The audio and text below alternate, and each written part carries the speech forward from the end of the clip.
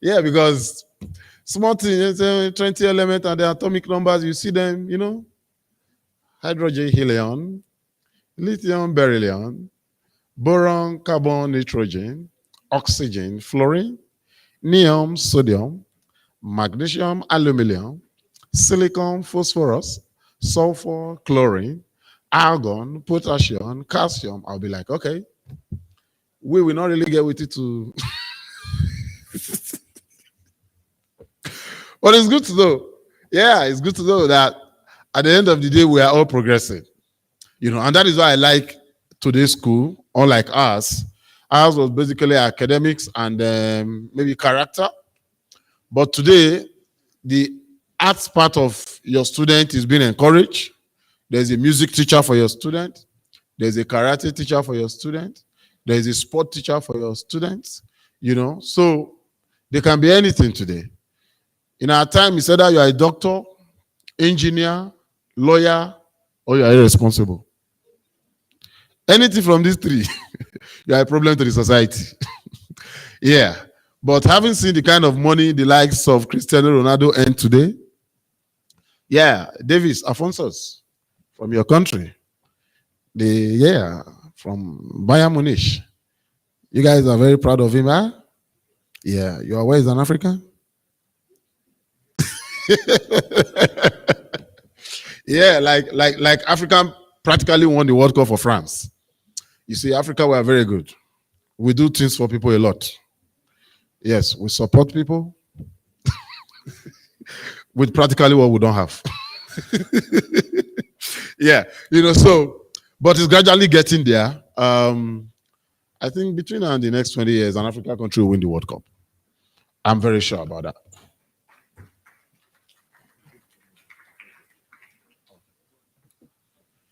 May I also welcome the youth corps members here present? Want to welcome you. Thank you. Yes, and I hope under the rain and under the sun, you're serving the country. Sincerely. Thank you. Okay, so if you're just joining us, we want to welcome you one more time. It's really going to be a good time here. And for our students, please take every opportunity to celebrate your parents. It's not easy. I got married about 3 years ago, and I already have 2 books on how to stay in marriage. So please, before you leave, you can get a copy. So you can get a copy. This is why we encourage every young man to get married, because no man deserves to be free. We want everybody to come into it so we can so we can always, we can always have a good time. Now, let me quickly give this couple's advice for some of us who are married already and those who are hoping to. Please, if you are a woman here and the man you want to marry is one that does not respect traffic light, please do not marry him. Yes. Because a man that does not respect traffic light cannot wait for you to do makeup. Traffic light, worst case scenario, 60 seconds. Makeup, original ones, 2 hours. The one that can last for a whole day, by the way, without touch-up. Now, if you're a man here and the lady you want to marry is one that removes the very topmost of sliced bread and eats only the middle, please do not marry. Because sometimes I wonder, if the middle you eat is made of flour, the top you're removing is made of what? POP powder or something? So you just get to show that these people are some of them can be very selective. They just choose to like what they want to and dislike what they want to. But if you're a lady here and you want to marry a guy, and you notice that whenever his bathing soap breaks into 2, he quickly goes for another one, don't marry such a guy. Because people who knows how to bath know that the effectiveness of a bathing soap lies in the breaking. Because it is when the soap breaks that you put it right at the middle of the sponge and wrap it. From that moment, anywhere water touches the sponge, it foams.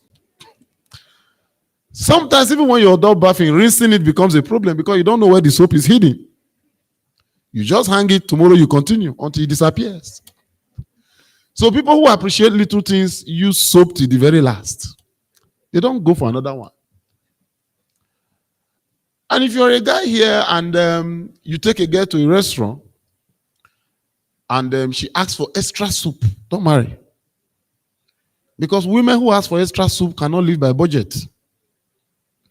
Because if you know how to manage, you will manage what you are saying. Not going for another one. Another one attracts another money. So be careful. But if you need a woman with perfect understanding, you need to go for a pharmacist. Because anybody that can understand the doctor's handwriting practically can understand everything in life. So go for a pharmacist. But if you need a woman with patience, take these three things from me. Any woman that watches Z Word, supports Asana, and uses Glow Network, marry. These three things, without patience, you don't have business with them. If you watch Z Word, they can chase one man in the whole city of Mumbai 2 years with your diesel and generator. They will never catch the man. If you support Asana, you know you wait on the Lord. And if you use this Glow Network, you can recharge today, it starts working tomorrow. But then again, if you need a woman who is very strong-hearted, that even when you are not around, any external challenge that comes, you can chest it. Air hostess. These people are not human beings. Do you know you can be experiencing serious turbulence? You as a man, you'll be fidgeting. You'll be smiling. Is there anything we can do to help you, sir? Even you don't need help. So these people, because like me, I don't enjoy staying in the flight. It's just a means of transportation for me. Until I come down, my mind is not with me. But these people practically go to work inside the flight. Just like you take your bag into your office, they take their bag into, and they'll be asking you if you are okay, even when things are wrong. But sincerely, if you need a woman that is 100% without troubles, no worries, no troubles, like no peace, 100% peaceful woman, please don't look for. God did not create anyone. The only one he created, he used it by himself, Mother Mary. Joseph was supposed to, but he took it from Joseph. So if you are looking for such a woman, don't bother. That is why once you come into a marriage, just know that it's a small secret court. Only you. If they need blood, you donate. Nobody will assist you. Okay, I think we just received another participating school. You're most welcome. I want to believe that is Grow Right Academy. Grow Right Academy.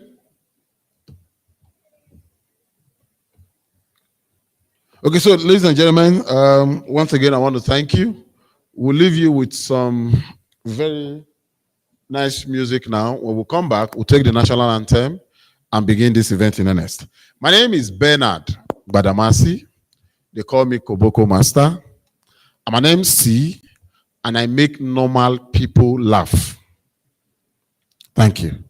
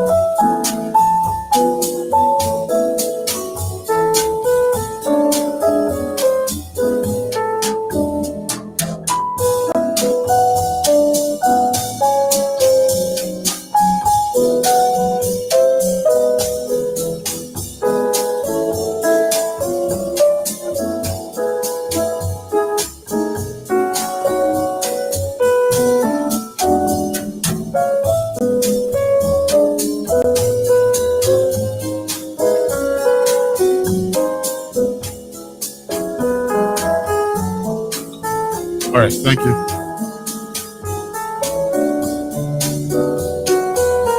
Thank you. Technical.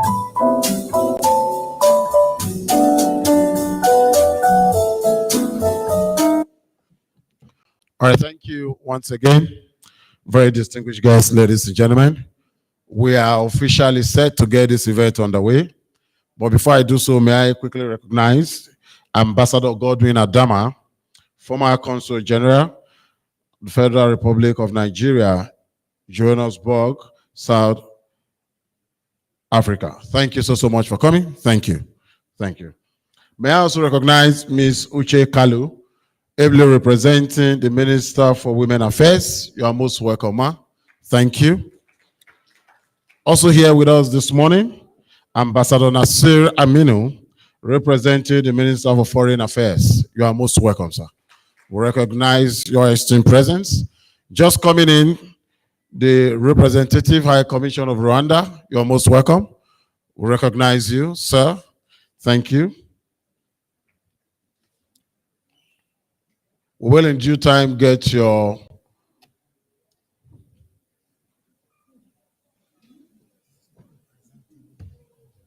High Commissioner.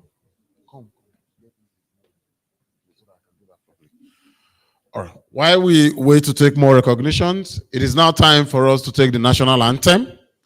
Please, shall we all be standing as we take the national anthem? Thank you.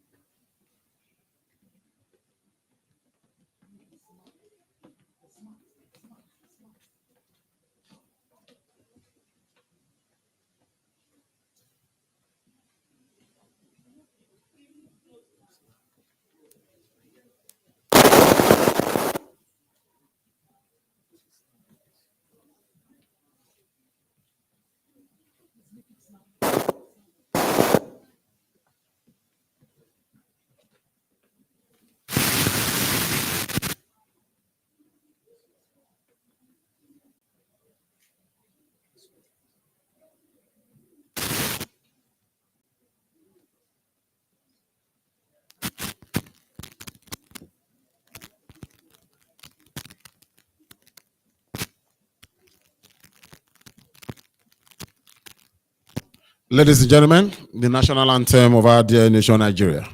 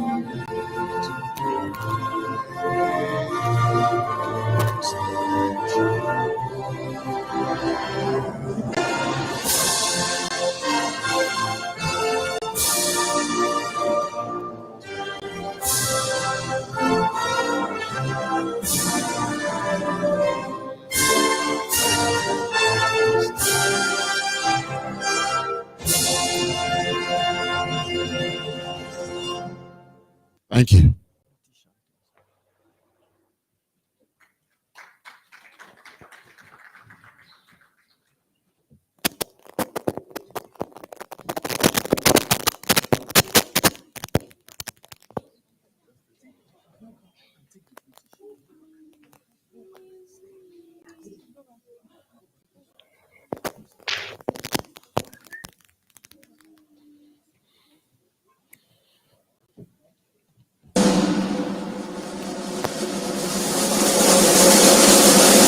Ladies and gentlemen, in commemoration of the Queen's Platinum Jubilee celebration, we take the British anthem. Shall we have it on standing, please? Thank you.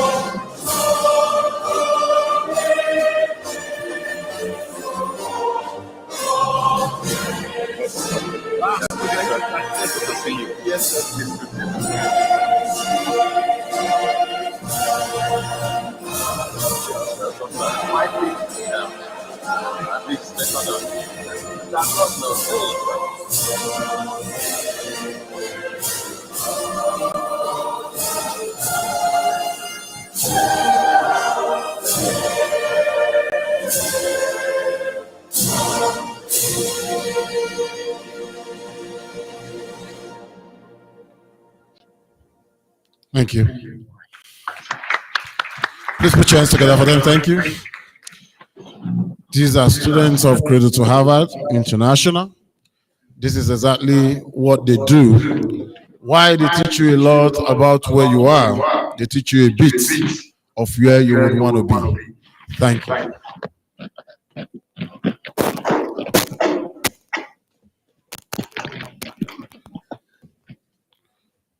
Why they file out, ladies and gentlemen? May I correctly recognize and introduce the presence of Rwanda High Commission here in Abuja, Ambassador Stanilas Kamanzi. You're most welcome, sir.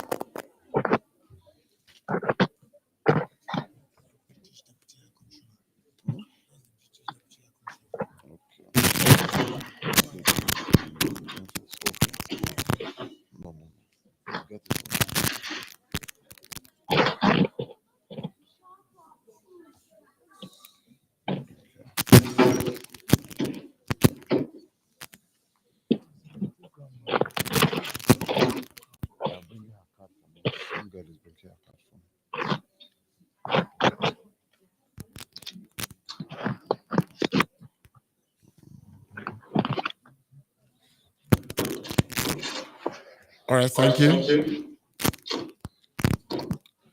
To run through the list of our participating schools once again, please you do well to put your hands together for them as we recognize them. To start with, please, Cradle to Harvard International Abuja, please put your hands together for them. Second on my list, we have Victory Kiddies Academy, Nasarawa State, our neighboring state, please. We also have here Aduvie International School here in Abuja. Please appreciate them. Royal College, Nasarawa State, please. And Grow Right Academy, Abuja.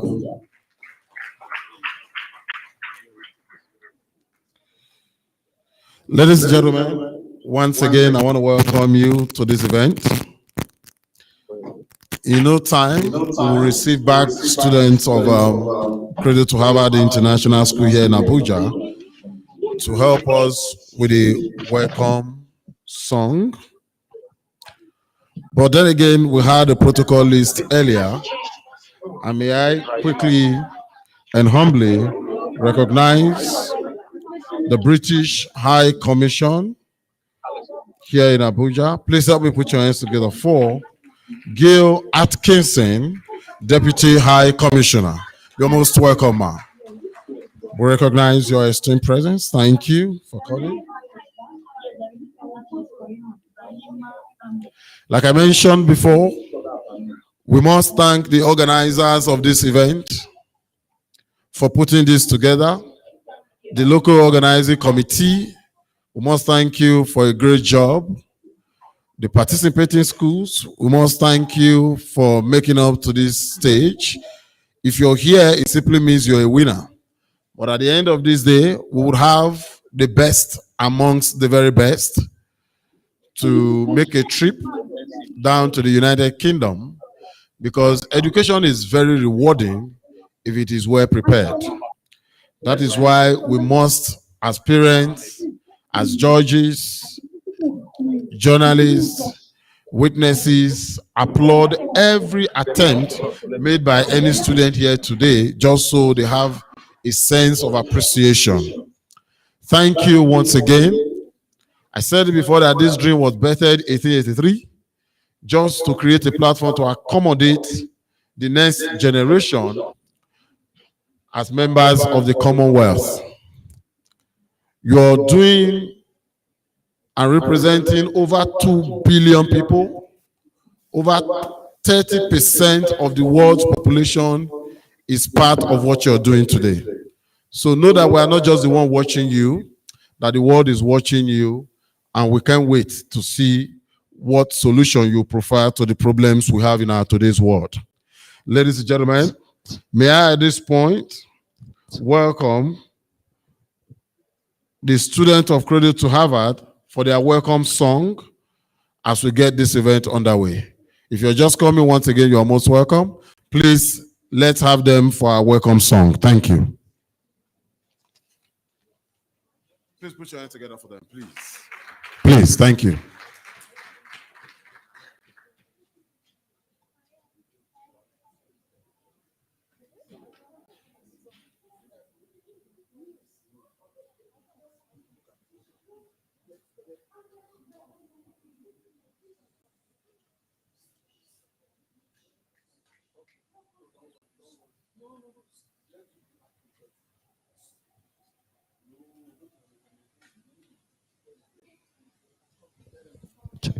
Check.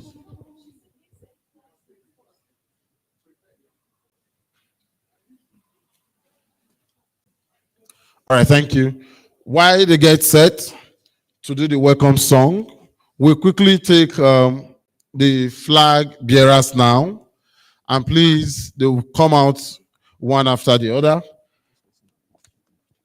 Please do well to appreciate them as they come. Now, to start with, ladies and gentlemen, representing Gambia, help me make welcome Tishe Igure. Please put your hands together for her.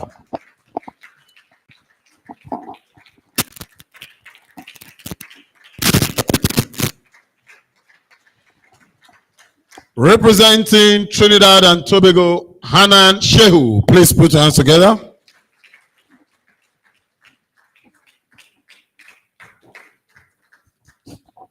Representing India, Mirabe Emenalo, please.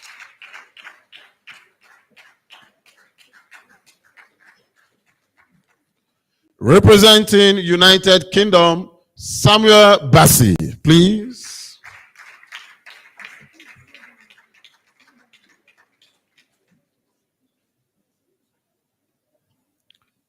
Representing Uganda, Salman Husseini, please.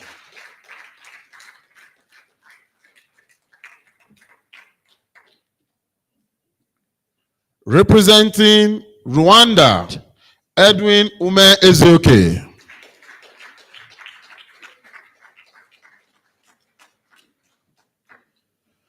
Representing Jamaica, Chinonyerem Ugonna.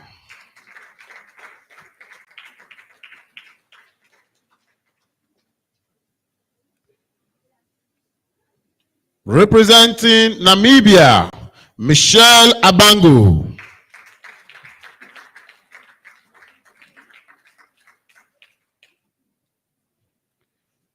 Representing Sierra Leone, Prince Lemoy Awoyan.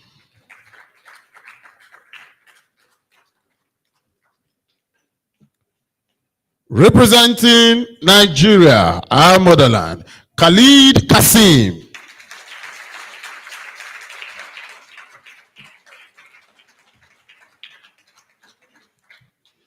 Representing Cyprus, Kambili Oke Okereke.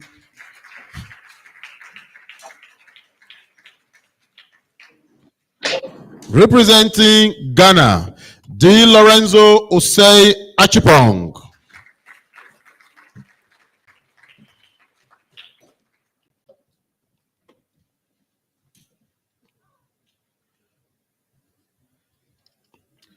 Representing Kenya, Alex Amacheri.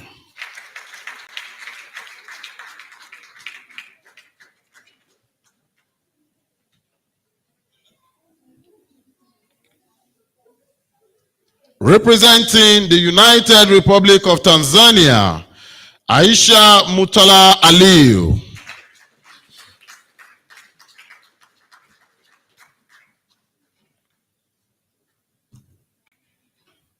Representing Canada, Khadija Hamasani.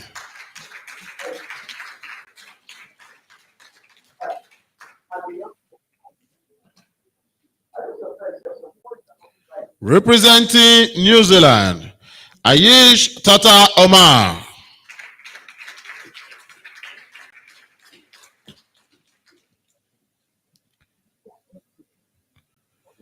Representing Cameroon, Iye Ogu.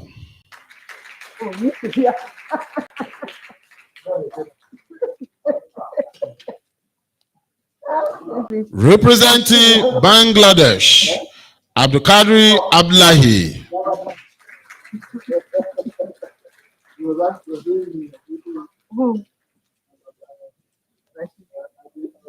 Representing Sri Lanka, Precious Uzochukwu.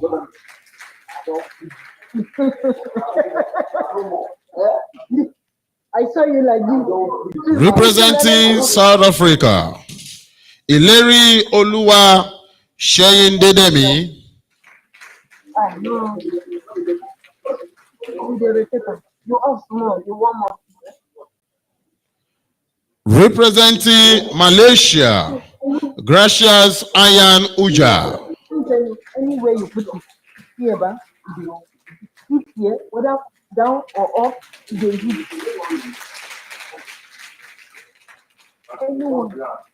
Representing Malta, Alicia Emmanuel Uchechukwu.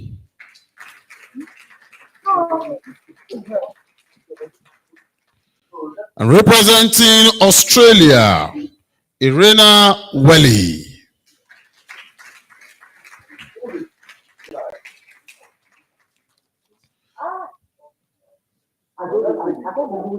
Please, ladies and gentlemen, put your hands together for the countries represented here. Thank you. And I can't see you. You do like this. I say, Most especially, thank you for gracing this event with these very colorful flags.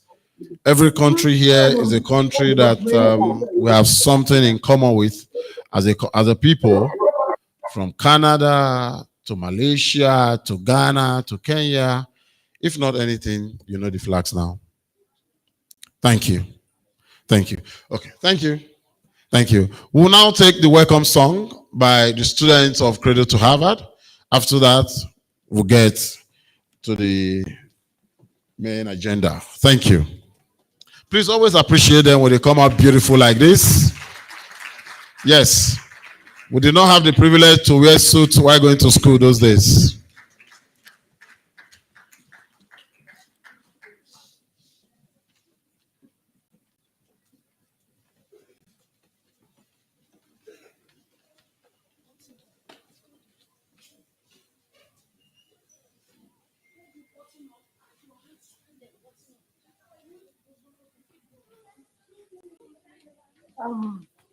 I should see the name from Providence.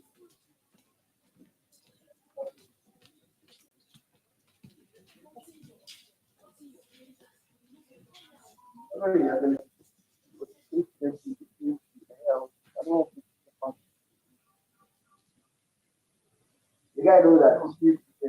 Eh? What is? I don't.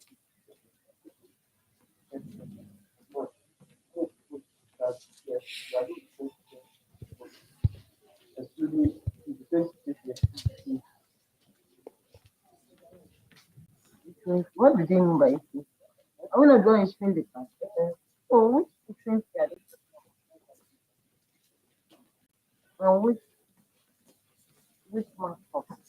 I am the one that will put my markup and find that because for me, I am still paying.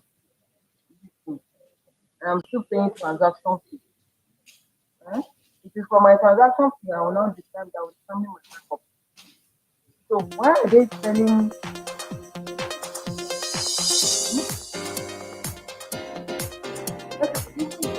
There's nothing like markup fee, and there's nothing like. Or I'll call guy and explain what.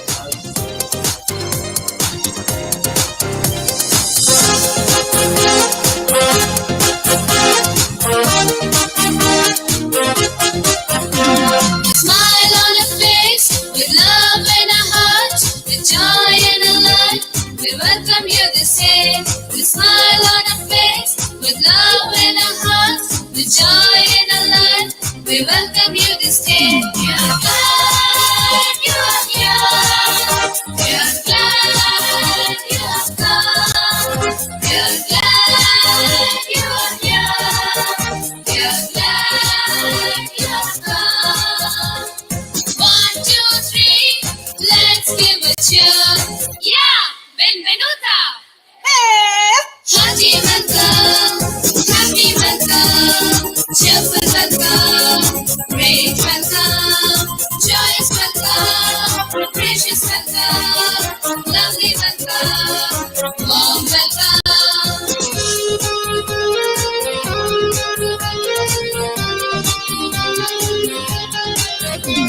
May God bless you, may He always guide you, may He hold you true, may your wishes all come true.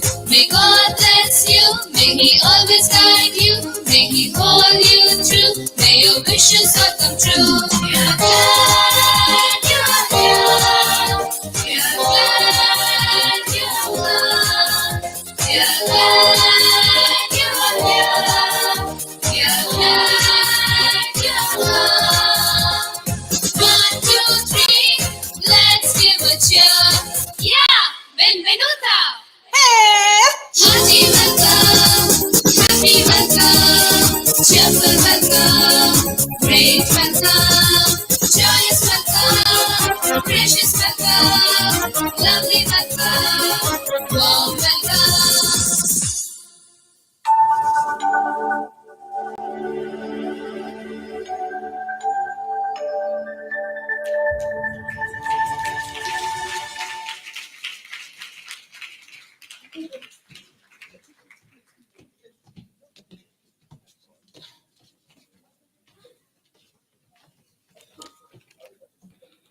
Thank you.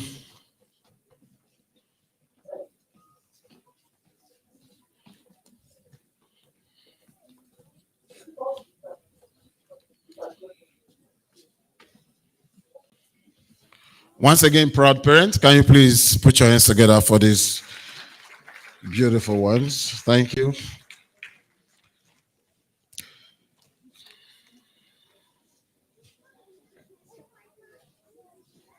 Ladies and gentlemen, it is now time for us to take our welcome address by Mr. Frank Schreiber, a man I respect so much.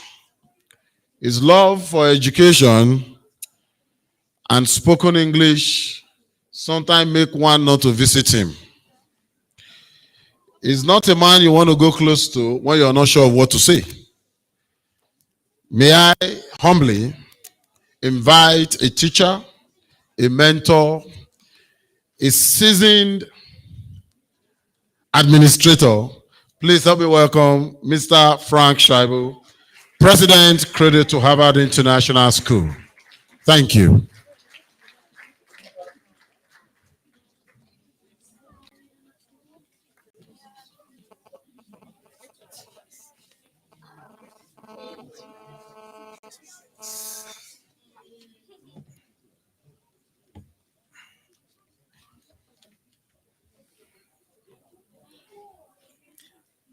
Your Excellencies, well, let me say, Your Excellency, the High Commissioner of Canada, present here with us. I feel highly honored to have you here. Your Excellency, the Deputy High Commissioner of the British High Commission, you are most welcome. Your Excellency, the High Commissioner of Rwanda, Your Excellencies, the Deputy High Commissioner of Trinidad and Tobago, Your Excellency, they have church program to their the representative of the High Commissioner of the Republic of South Africa, Your Excellency, ministers present, our esteemed guests, parents, students of Cradle to Harvard International School, my beautiful wife, Vice President at Cradle to Harvard International School, and not forgetting our chief host, the country director of the Royal Commonwealth Society, Mr. Blackson Olaseni. I welcome you to this auspicious occasion. My name is Frank Schreiber. I'm a teacher, an instructor, facilitator at the British Council, teacher of the English language for many years, and interestingly, the president at Cradle to Harvard International Schools, Abuja, Nigeria. We are not a host of this event by accident. Something led to something. And I'm going to share a short story with you. Our school is located in a district called Garki in Abuja. And I'm excited that the representative of the Minister of Education is present here. Your Excellency, you're welcome, ma'am. Our school is located in Abuja, in Garki 2 in Abuja.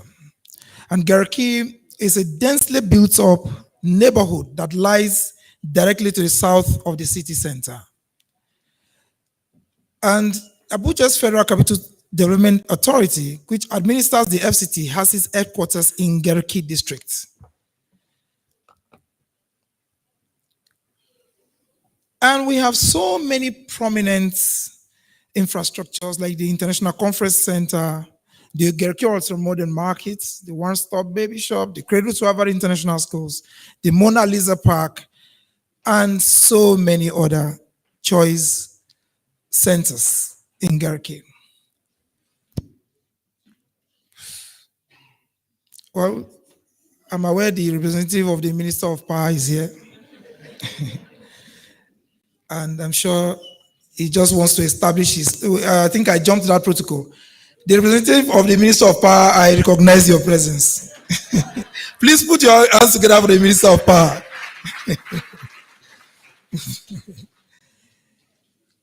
But you see, you permit me to share this short story with you. Each time I drive to school our school called Cradle to Harvard International Schools, every morning, some little boys in tatters hang around the road by Lagos Street Junction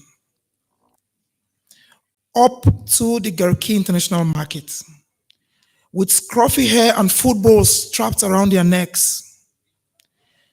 Some others sit across the road playing during school hours. A few of these children hover around the open store restaurants just adjacent the Garki Market, waiting for leftovers to be trashed so that they can feast and dine from the scraps.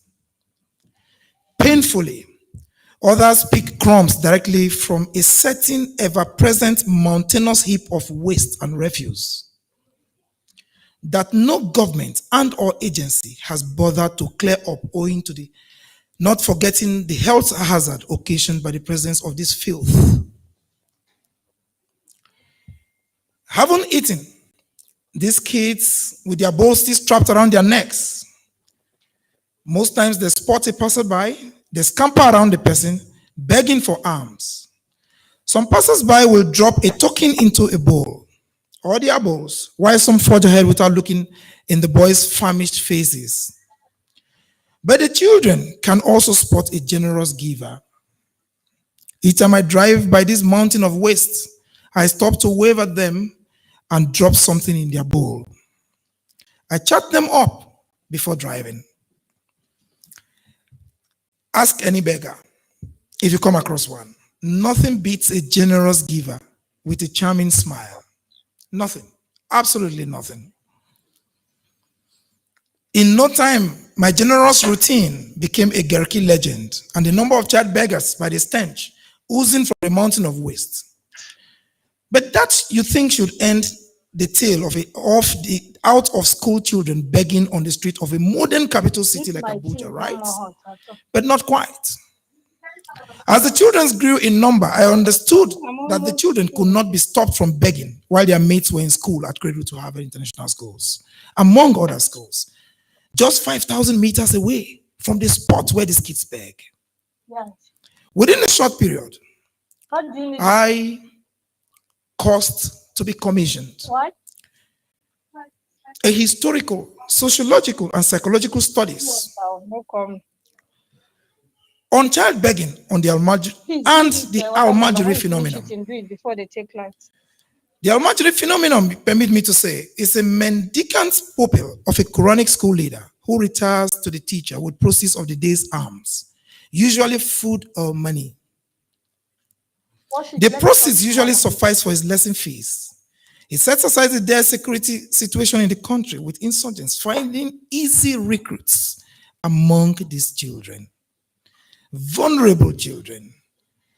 And because of that, I considered it a true test of our school's commitment to devote our painfully limited resources and educational content to changing lives in our local community. Our host community is Garki. Our school is located in Garki. And we've elected that we have to contribute something to that community. This is where our paths crossed with the Royal Commonwealth Society, led in Nigeria by Mr. Blackson Olasani. Please put your hands together for Blackson. I had a privileged interaction with him, being a member of the Royal Commonwealth Society of Nigeria. And I said, Blackson, please, I would like you to honor me on the 23rd of June, 2021, on my birthday, in a meeting I scheduled with the leaders of the community, particularly the traditional rulers in our community in Garki, market leaders, women, men, and some children. And it was in a bid to improve lives within our immediate surroundings. Mr. Olasani did honor me with that invitation, with his esteemed presence. We did address the issue of child beggars, and the meeting was followed up with another visit to our school to discuss how to assist the children who are mainly from poor backgrounds with no formal education, where we also explored agricultural opportunities and self-sustenance initiatives for their well-being. And to the glory of God, in August 2021, we officially announced the Feed and Read initiative at Cradle to Harvard International Schools. This initiative, basically, with the support of the local community in Garki, was targeted at child beggars, where we designed 1 meal per day prepared by a local vendor for these children. Our instructors and student volunteers, particularly in grades 11 and 12, took care and assisted us with the read content in the Feed and Read initiative. We had local vendors who provided food, particularly a meal a day, while our students in grades 11 and 12 supported us with the read content in the Feed and Read initiative. And it's a literacy program we designed and which holds every Tuesday, Wednesday, and Thursday at 5 p.m. The program incorporates a peace sensitization curriculum for the children, and the pilot scheme, which began with less than 20 pupils, has now grown and swollen to about 80 pupils, and more are still joining us.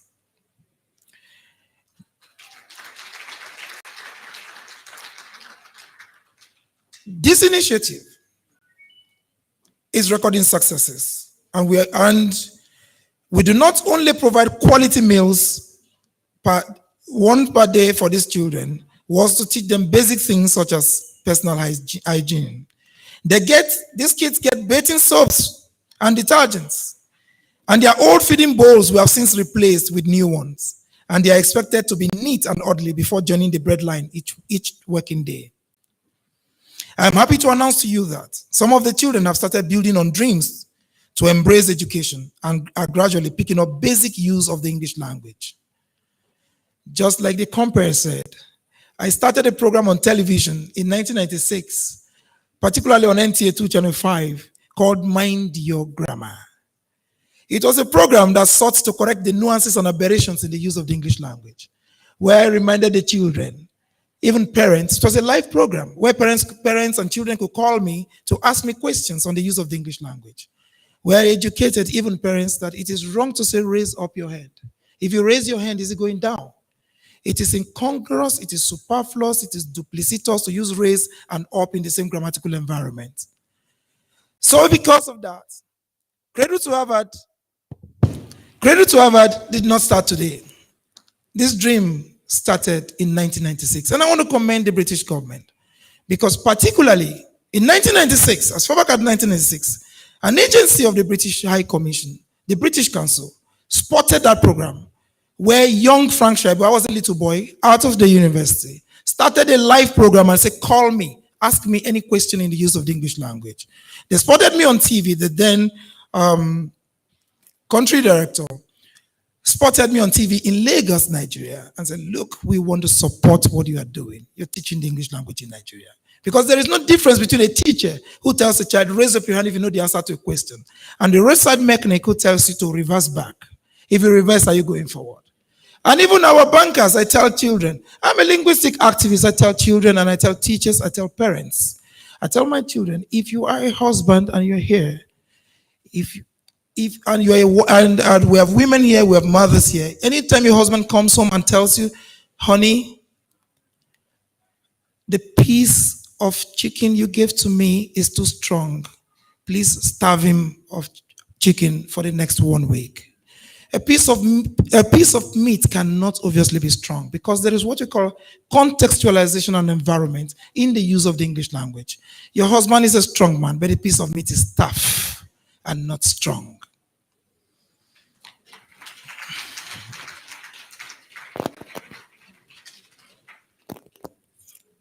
Well, enough of that digression. You know, I'm a teacher, so you pardon me a little. Well, in the long term, we plan to teach some vocational skills that can make our children earn a living off the streets.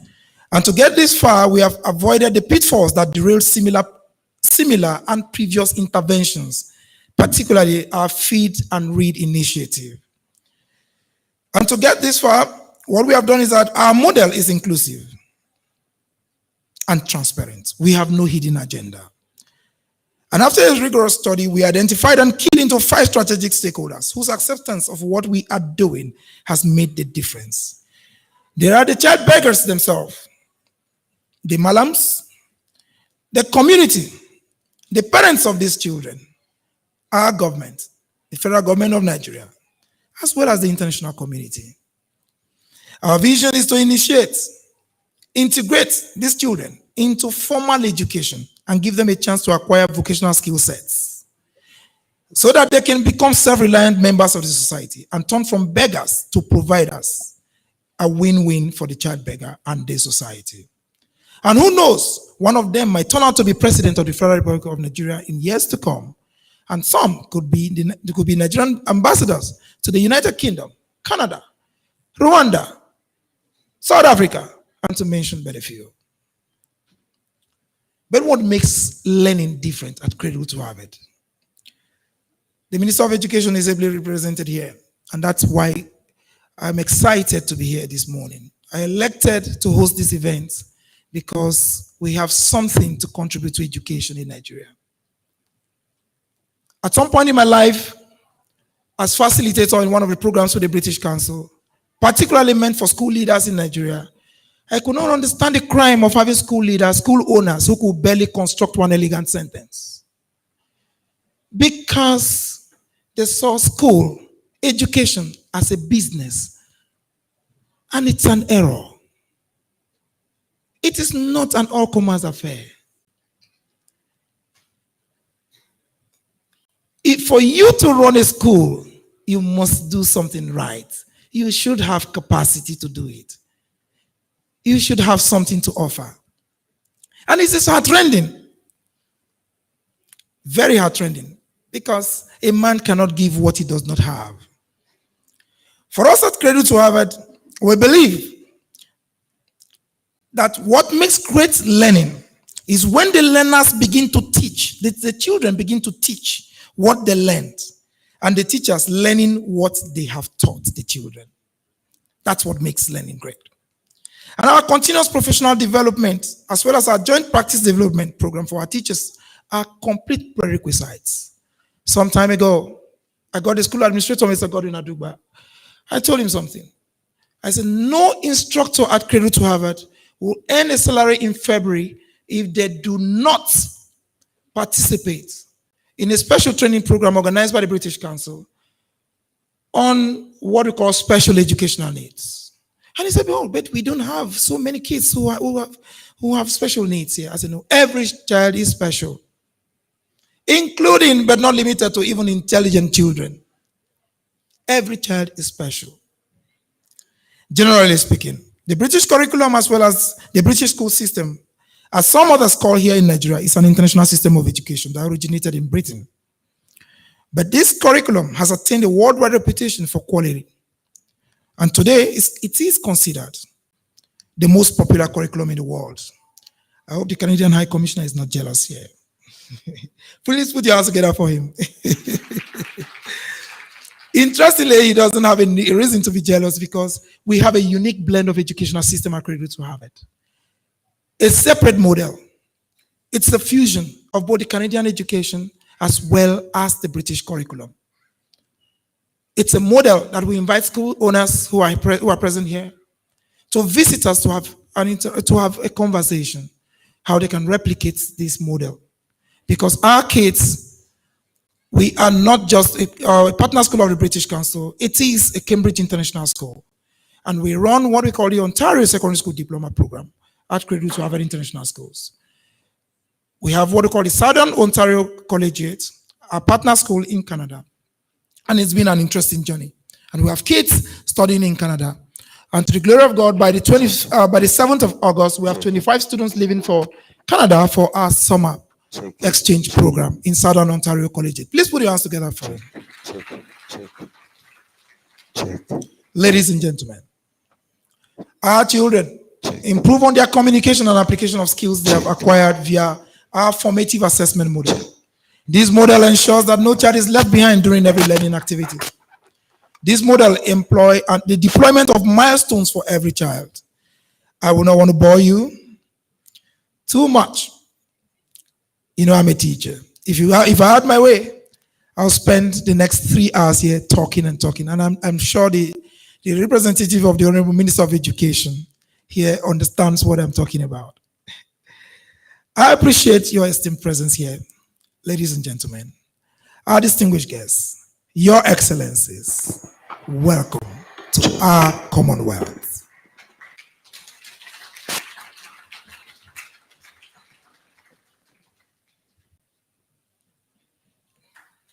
Ladies and gentlemen, please, can we please appreciate him one more time? You can see for yourself what I said about him wasn't paid for. That's just who he is. And thank God you don't have your way because we want to leave sooner than expected. All right, may I recognize Mr. Henry P.B. Lee, Sierra Leone High Commission. You're most welcome, sir.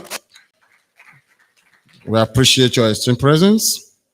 Ladies and gentlemen, I will invite to the microphone now a man who is not just black because his name implies so, but is black in color, but very fair in his dealings with everybody around him. May you please help me make welcome Chief Host, Mr.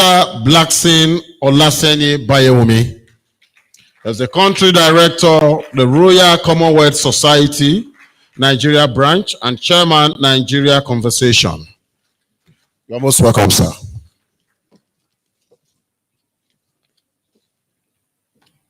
Thank you, Mr. MC. I'd like to start by clarifying that this just are representative of the Commonwealth flags because we have 54 countries in Commonwealth. So these are the flags we can get. And so just to represent some countries in Commonwealth, that's why we have some flags. So we really respect other countries that their flags are not here. So just want to clear that. Honorable Minister of Foreign Affairs, ably represented here by Ambassador Nosra Aminu. Honorable Minister of Education, ably represented here by Mrs. Maria Amedu. Honorable Ministers of Women Affairs, ably represented here by Mrs. Kanu.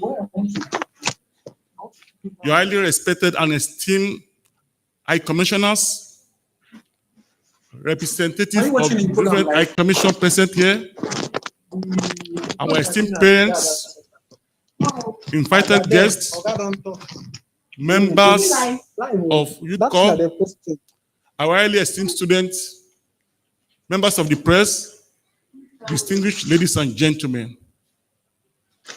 On behalf of the officials and members of the Royal Commonwealth Society in Nigeria, I'm very delighted to welcome you all to this historic event, formally and officially launching and public presentation of the 2022 edition of the Queen's Commonwealth Essay Competition in Nigeria. Also, I would like to express our sincere appreciation to the management of Credo to Harvard International School for hosting this historic event. As you are aware, we are in the season of Her Majesty's Platinum Jubilee. To this end, we are not only celebrating Commonwealth Essay Competition here today, but we are commemorating 70 years of service and dedication of Her Majesty to the people of Commonwealth. About the Royal Commonwealth Society. The Royal Commonwealth Society is founded in 1868. It's a network of individuals and organizations committed to improving the lives of prospects of Commonwealth citizens across the world.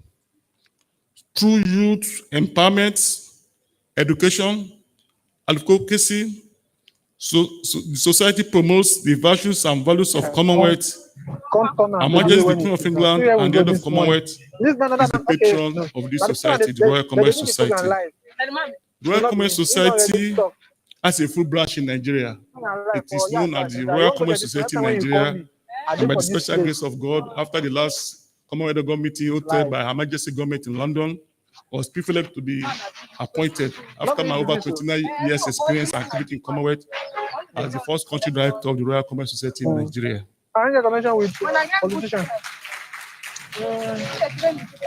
About the Queen's Commonwealth Essay Competition. The Queen's Commonwealth Essay Competition was founded in 1883, and it is the world's oldest international school writing contest. The competition is in the modern day gives creative young writers the opportunity to express contemporary themes through the writing in word. The theme for this year edition of the competition is our Commonwealth. The competition is open to all the Commonwealth citizens. So I want to encourage all the missions that are here, all the Commonwealth missions that are here. Please do encourage the members of countries that are living in Nigeria, because what we are launching today in Nigeria is not only open to Nigerian citizens or Nigerian students. All the Commonwealth citizens living anywhere in the world, including the Commonwealth citizens that are living in Nigeria, that are within the age brackets, are qualified to participate in the Queen's Commonwealth Essay competition. We have two categories of this competition. We have junior categories, which is for young people below the age of 14 by 30th of June this year. And the senior category for the young student between the age of 14 and 18 years by the end of 30th of June this month. The overall winner and the runner-up in both categories are expected to be invited to London in October this year for a week educational and cultural event culminating in award ceremony at Royal Palace in London. I remember 2019, a Nigerian lady won in the senior category. She was invited to London. I think I was in that event at the Buckingham Palace for the event, for the presentation of the award. Besides, a number of gold, silver, and bronze awards will be given both in senior category and junior category, rewarding excellence in writing. All entrants will receive a certificate of participation. That shows everyone that participates in this essay, either you are winning in any of the category to go to London, you can get certificate for gold, silver, and bronze. At least you will get the certificate of participation. So I encourage all the schools that are here, and by extensions, all the schools in Abuja, and by extensions, all the schools in Nigeria, and by extension, all the schools across the Commonwealth through the missions that are here to participate in this essay competition. This Her Majesty Platinum Jubilee year serves as inspiration for every Commonwealth citizen to embrace lifestyle of selfless services, dedication, and commitment to our Commonwealth. This is our year of Jubilee for Her Majesty, and we encourage every Commonwealth citizen to emulate what Her Majesty has been doing for the past 7 years. Her Majesty is not only Queen, United Kingdom, is the head of Commonwealth, and head of state and then head of state to about 16 countries that are still reserve Her Majesty as the symbolic head of government general, head of state. Indeed, 2022 is a remarkable year, not only as a year of Her Majesty Platinum, but also Commonwealth government meeting will be taking place later in the year in Kigali. I think the High Commissioner said our host will all be trying to be in Kigali, and Royal Commonwealth in Nigeria will be hosting an event at the Commonwealth Forum in Kigali on the 22nd in Kigali. So we are looking forward to be there. I would like to quickly say, Commonwealth, the modern Commonwealth is not only former colony of Commonwealth. I remember when the president of Kigali came to the showroom in Colombo to apply for joining Commonwealth. As you are aware, British government did not colonize Rwanda. So we, like in 2011, South Sudan to apply. They came, we are in Kuala Lumpur. They said they want to join Commonwealth. So the modern Commonwealth has gone beyond former colony of British. It's an association for partnership by friendly nations to promote youth empowerment, democracy, human rights, constitutionalism, good governance, sustainable development, climate change. So it's an association to promote prosperity, our common vision.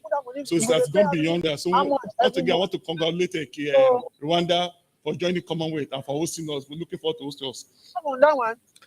Also, the Commonwealth Games will be hosted this year in July. So this year is not only Her Majesty's Platinum Jubilee, it's a special year for the Commonwealth, and so here for the Commonwealth, we have head of government taking place. And during the head of government, we have about 4 pre-showgum events, or we call them parallel events. We have Commonwealth People's Forum, hosted by the You don't Commonwealth see the whole Foundation, Joy. This September, Commonwealth Forum, hosted by the Commonwealth Youth Program, Commonwealth Women's Forum, hosted by the Commonwealth Foundation, Commonwealth Business Forum, and the Commonwealth Head of Government meeting.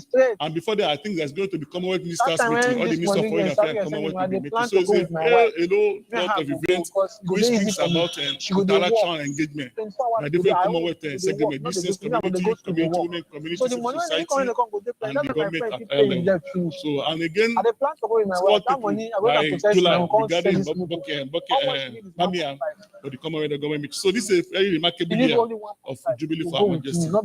We're encouraging more students within the age bracket across the Commonwealth to participate in this competition at enhancing their writing skills, creativity, and innovation. It's essential to note here that the importance of appropriate and qualitative education, which our school, Kiri International School, is providing, cannot be overemphasized. I visited this school, and I would like to just tell you this. This is a school where you can put your child and be watching at home. You can download the application on your phone where you can be watching your children in school. You understand? So when I saw it, I was highly impressed that this is a new level. This is innovation. This is an innovation, and this is where the future holds, where there's transformation, there's innovation, even in our education system. So I want to commend the school for this innovation, for championing transformation and innovation in education development in Nigeria. For you. Before I sit down, there's a very important message I want to appeal. This noise well now they make for background. It is not too much. Yeah, no, you don't hear. Me no, it's just my brother. Your noise about moving to England or to everywhere is overtaking the whole program.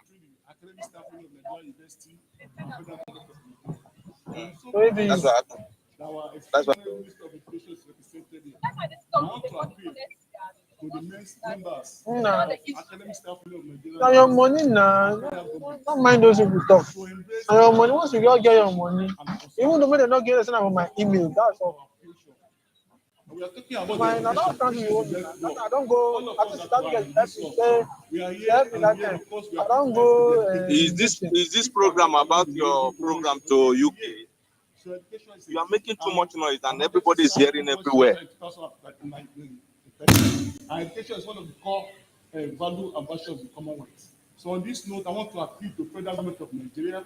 I want to appeal to the members of academic staff of Nigeria University to go back to the negotiation and draw table to embrace dialogue in resolving so our students can go back to their superior school. We have all the federal universities in Nigeria. You say them at home. So we want them to go back to their school because of the importance of education. Please do this for us in honor of Our Majesty Platinum Jubilee. That we know that our students can go back to their school, and this can be resolved amicably. Thank you for listening to me, and God bless you. Thank you, and God bless you all.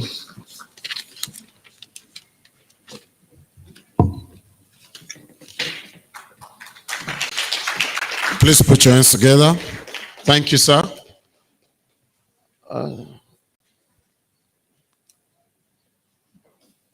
Sir, and while you were begging them for the student, you didn't use the microphone. You didn't want them to hear? Please come back.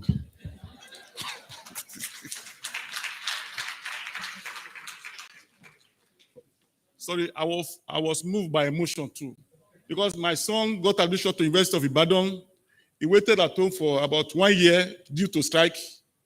He got admission to University of Ibadan, which is the premier university and one of the leading universities in West Africa, number one in Nigeria. And he was so excited after staying at home for 1 year due to previous strike and COVID-19. And I took him to school myself, and after 2 weeks, he was asked to come back and has been at home in Lagos now for about 3 months as a parent. And I know we have other parents in that category because we do engage with youth talk. And this is the future of this country. So once again, I want to specially make this request to federal government of Nigeria. It has gone beyond the Ministry of Education now, because I know Mr. President was involved and he asked the Chief of Staff, his Chief of Staff, Professor, our highly esteemed and respected Professor Ibrahim Gambari, to engage the Academic Staff Union of Nigeria University. We should reach compromise, because this is the future of Nigeria, of the not even of the Nigeria, of the Commonwealth of the world. Because we have most of these people that are going to be educated, they travel to different parts of the world. We have several Nigerian diaspora that school in Nigeria, building over country. We have several medical doctors and professionals in UK, in Canada, other where. In South Africa, I remember Ambassador Adama hosted me in his mission in Johannesburg, and there's so many of them that came to our event within Johannesburg. Thank you, Your Excellency. Thank you for what you did hosting us in London and in Johannesburg. So they are the future of the country, and we are talking of insurgency, we are talking of crime, we are talking of kidnapping, and we said if you drop the gun, you carry the book. But by the time you drop the book, when you drop the book, what are you going to use your hand to do? You can carry the gun, you can do a lot of prostitution, robbery, and yahoo, a lot of things. Because you know, if your hands is young people, they are not doing anything.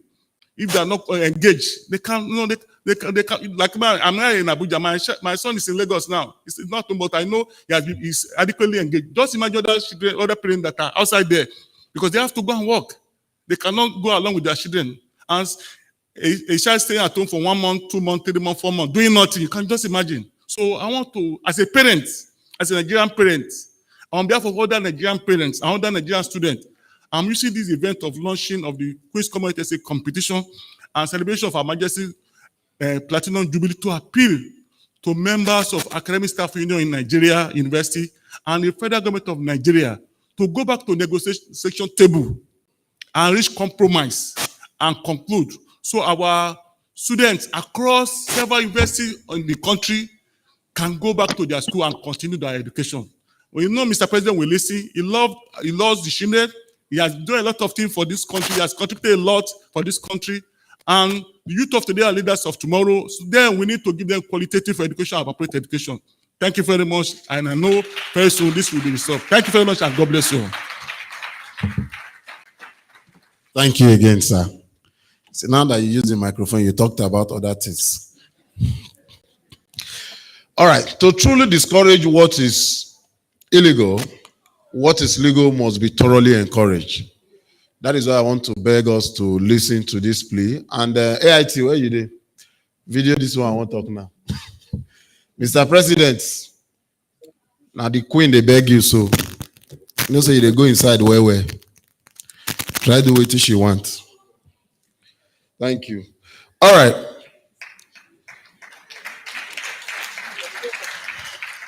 May I quickly recognize Mr. Michael Osode, Finance and Economic, Antigua and Barbuda. You are most present. Thank you. Thank you.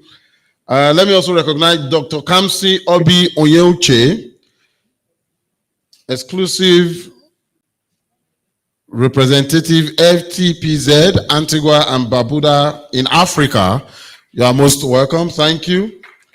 Still seeing Muhwenzi, Uganda High Commission. You are most welcome. Thank you. Muritala Jimo, AD Head Global Institute, AD Head Global Institute Unit, Ministry of Foreign Affairs. You are most welcome. May I also recognize the representative of Minister of Education, Mrs. Amadu. You are most welcome. Thank you for coming. Very quickly, distinguished guests, ladies and gentlemen, we'll take a short video message now by Sophie Spencer, Manager QCEC, the Royal Commonwealth Society, London. Please, technical. Your Excellencies, distinguished guests, students and teachers, friends. My name is Sophie Spencer, and as the Program Manager of the Queen's Commonwealth Essay Competition, I am delighted to be able to join you today for this launch event for the Queen's Commonwealth Essay Competition 2022. Let me begin by expressing the Society's gratitude to the host of this wonderful event, the Cradle to Harvard International School, and to Mr. Blackson Olaseni Bayewumi, Country Director of the Society's Nigeria branch, for organizing this wonderful gathering. Without the support of local partners like yourselves, as well as the many teachers, schools, community leaders, and education and foreign ministries across the Commonwealth, we would be unable to involve so many young people in this wonderful competition. Finally, we are also very grateful to the principal sponsor of this year's competition, the Lagos State Government.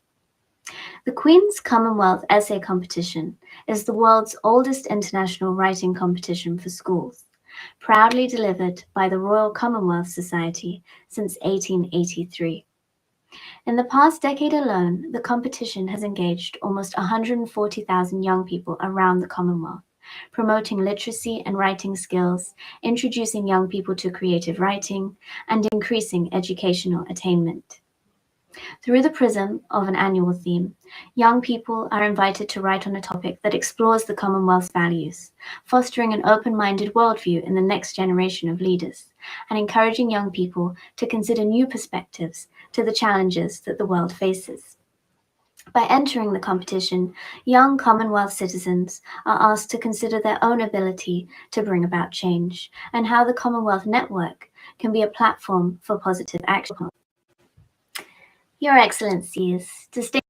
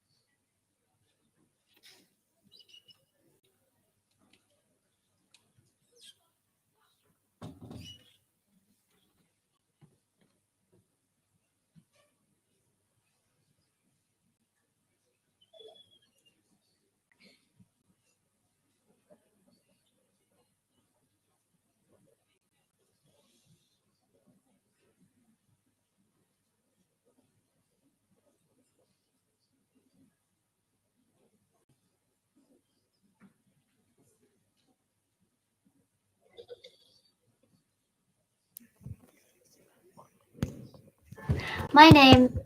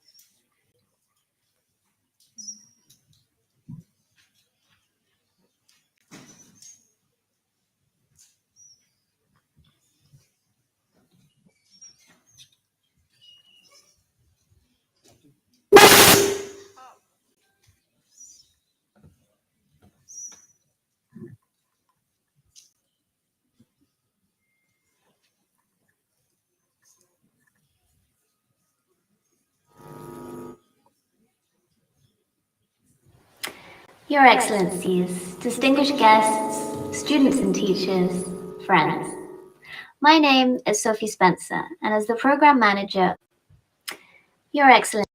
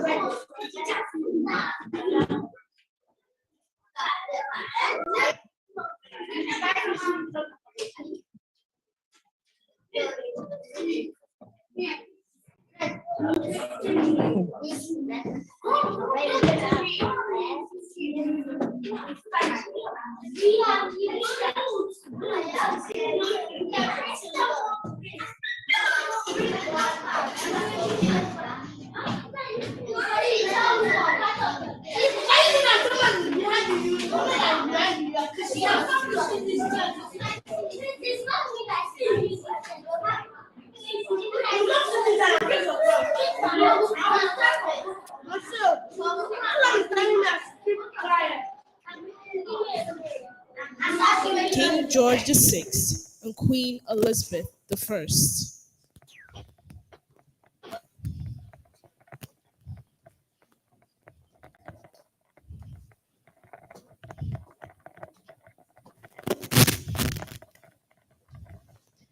She never thought that she'd be queen, as her uncle, King Edward VIII, was the heir to the throne. But upon his abdication, her father, King George VI, ascended the throne, making her the next in line.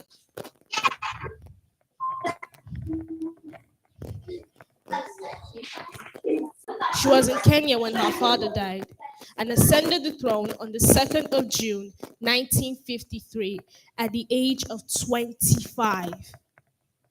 Your Excellencies, distinguished ladies and gentlemen, this is a story of a princess turned queen.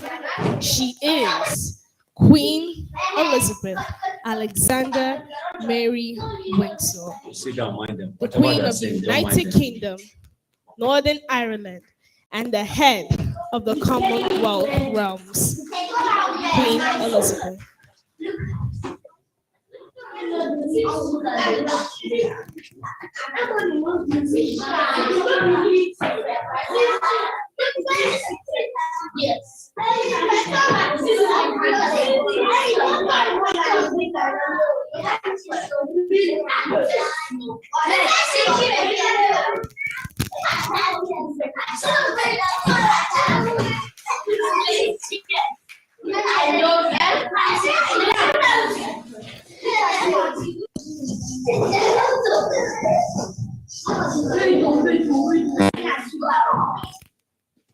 This position she inherited in 1950.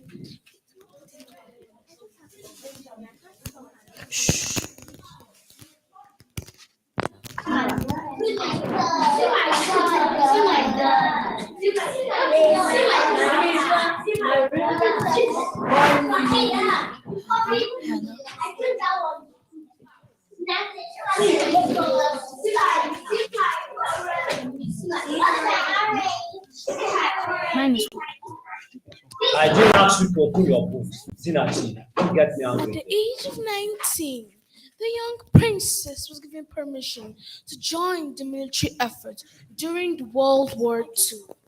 She joined Women's Auxiliary Tertiary Service, ATS, and trained for 6 weeks as an auto mechanic. This was not meant to be a combat role, but came with a lot of risk, as at least 335 members of the ATS were killed during the World War. Her dedication to her country and willingness to serve, just like anyone else, made her extremely popular and sparked a lifelong love of mechanical and cars work. Bringing stability to the monarchy. Perhaps one of Queen Elizabeth's greatest achievements is simply being a stable, predictable monarch. Her uncle's abdication, when she was just 10 years old, threw the crown dismay. Her father stepped in reluctantly, dreading the spotlight. His kingdom was sucked into World War II, and just as the country was rebounding, he died, leaving young Elizabeth to take the crown. Her steady calm approach to her new role in this post-war period brought stability to the British Empire, spanning our 57 colonies and even territories.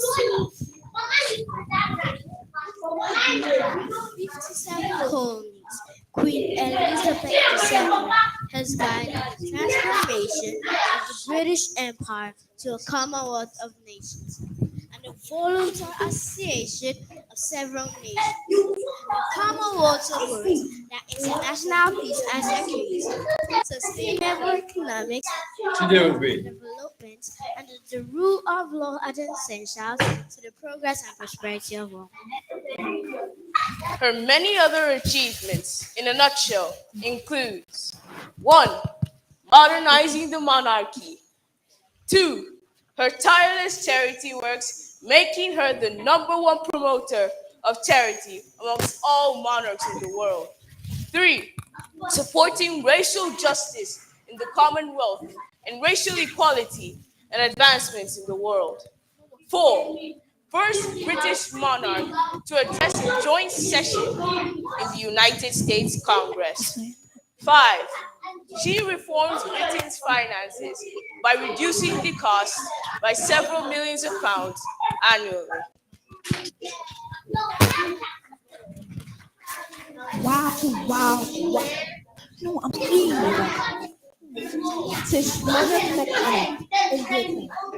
The only person to drive and the longest reigning monarch in British history. She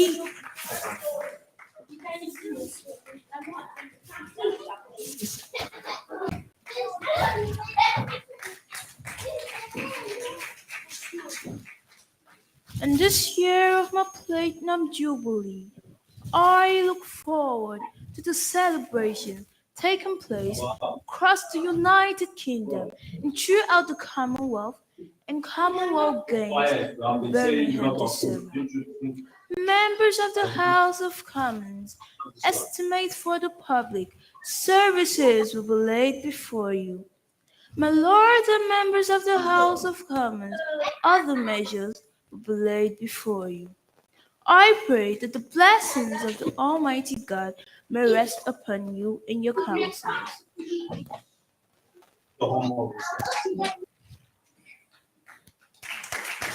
Your Excellency, distinguished ladies and gentlemen,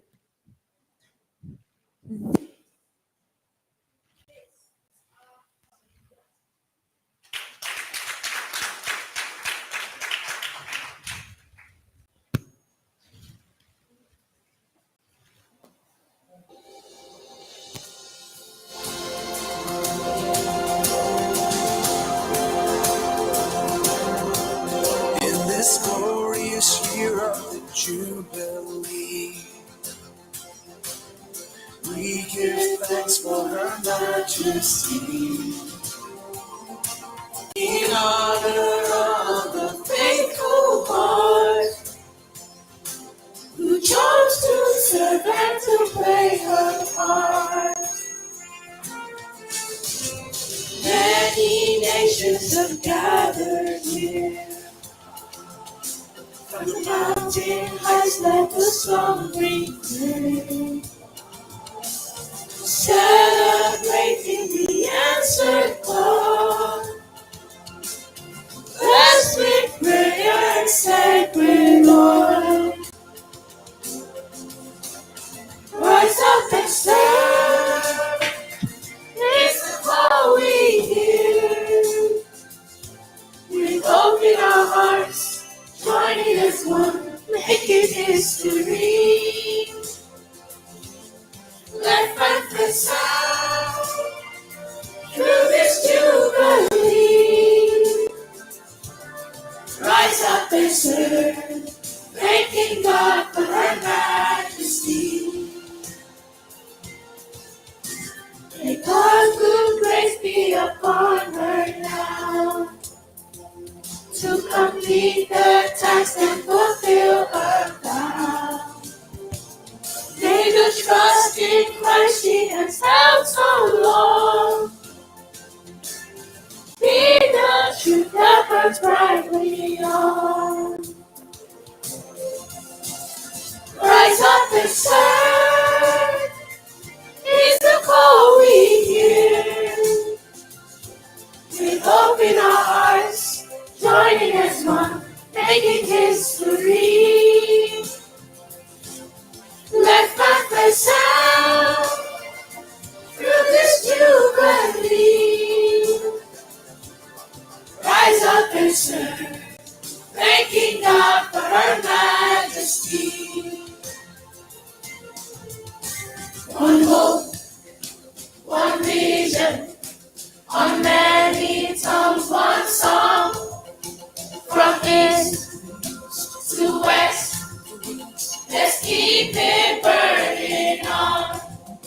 One hope, one vision, on many tongues, one song. From east to west, let's keep it burning on. Hope, one vision, on many tongues, one song. From east to west, let's keep it burning. Rise up and serve. It's a call we hear. Open our hearts, joining as one, making history. Let first sound through this jubilee. Rise up and serve, thanking God for her majesty.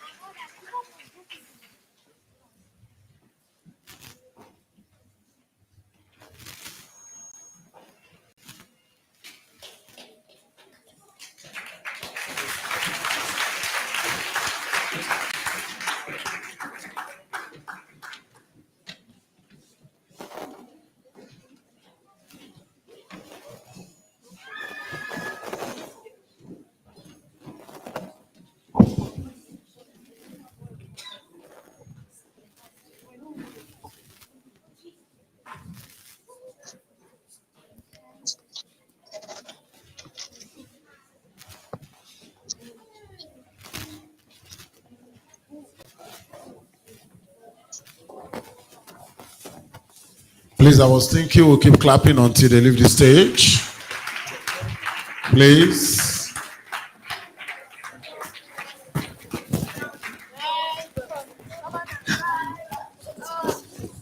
Wow.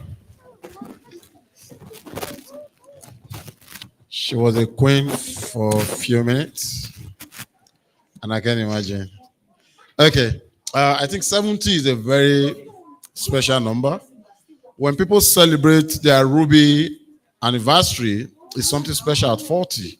Golden at 50 is even super special. Diamond at 60 is extra special. When you have 70 come by like this, trust me, it's something very, very big. We pray that we'll be here to see her celebrate her Sapphire Jubilee. That's our hope, that's our prayer. At 75. Ladies and gentlemen, we will take the message again now from our headquarters. I think the technical team are better set for it now. For the next few minutes, and thereafter, we'll cut the anniversary cake. Technical, please.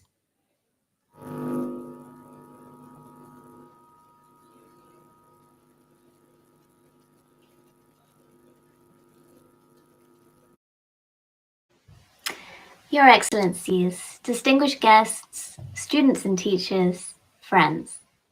My name is Sophie Spencer, and as the Program Manager of the Queen's Commonwealth Essay Competition, I am delighted to be able to join you today for this launch event for the Queen's Commonwealth Essay Competition 2022. Let me begin by expressing the Society's gratitude to the host of this wonderful event, the Cradle to Harvard International School, and to Mr. Blackson Olaseni Bayewumi, Country Director of the Society's Nigeria branch, for organizing this wonderful gathering. Without the support of local partners like yourselves, as well as the many teachers, schools, community leaders, and education and foreign ministries across the Commonwealth, we would be unable to involve so many young people in this wonderful competition. Finally, we are also very grateful to the principal sponsor of this year's competition, the Lagos State Government. The Queen's Commonwealth Essay Competition is the world's oldest international writing competition for schools, proudly delivered by the Royal Commonwealth Society since 1883. In the past decade alone, the competition has engaged almost 140,000 young people around the Commonwealth, promoting literacy and writing skills, introducing young people to creative writing, and increasing educational attainment. Through the prism of an annual theme, young people are invited to write on a topic that explores the Commonwealth's values, fostering an open-minded worldview in the next generation of leaders, and encouraging young people to consider new perspectives to the challenges that the world faces. By entering the competition, young Commonwealth citizens are asked to consider their own ability to bring about change and how the Commonwealth Network can be a platform for positive action. Such conscious and active participation in social issues provides young people with an initial step on the path toward a rewarding career. Lee Hsien Loong, Prime Minister of Singapore, and Mei Fong, a Pulitzer Prize-winning journalist, are both previous winners of the QCC. The Society is honoured to have the unstinting support of our Vice Patron, Her Royal Highness the Duchess of Cornwall, in delivering this high-profile programme. And earlier this year, the Duchess was joined by two of the Society's ambassadors, Jerry Horner and David Williams, and the 2021 competition junior winner and runner-up, to announce the 2022 competition theme, Our Commonwealth. This year, the Society's patron, Her Majesty the Queen, will celebrate 70 years as the head of the Commonwealth, as well as mark her Platinum Jubilee. The Queen's 7 decades of service to the Commonwealth are an inspiring example of the steadfast commitment and important contribution we can all make to our societies. To mark this historic occasion, this year's competition asks entrants to explore the positive impact that can be achieved through dedication and selfless commitment to our Commonwealth family. Thank you for your support in promoting this program, which is instrumental in our efforts to empower young writers to imagine a better future, encouraging them to take their first steps towards it. I ask you all today to encourage the young people in your community to express their ideas through writing and to harness the power that their voices hold within their immediate and global communities. As the great writer Chinua Achebe said, if you don't like someone's story, write your own. The perspectives and life experiences of young people are unique, and there is a Commonwealth community of 2.5 billion people around the world with a shared language who are waiting to hear their voices. I now invite you to watch this short video about the competition. Thank you. For more than a century, this competition has positively affected so many people across the Commonwealth. Let's hear from some of them now. Hey, I'm Mei Fong, and I was one of the previous winners of the competition. Now, winning a prize really did change my life. I was born in Malaysia, and I was the 5th girl, and my father was a very traditional man who didn't believe in educating women too much. But he changed his mind a little bit after I won the competition, and I was invited to meet the Queen of England, and I brought him along. So since then, I've won a Pulitzer, I've written powerful stories about women's rights and human rights, and I've traveled the world.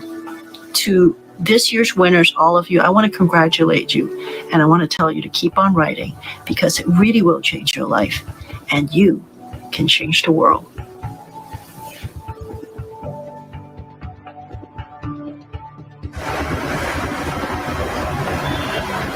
Hello, I'm Hia Chaudhary from India, and I was the 2017 senior runner-up for the Queen's Commonwealth Essay Writing Competition. This competition changed my life in ways I earlier didn't imagine possible. It renewed my confidence in my work, honed my skills, gave me the experiences of a lifetime, and inspired me to follow my dreams of becoming a writer.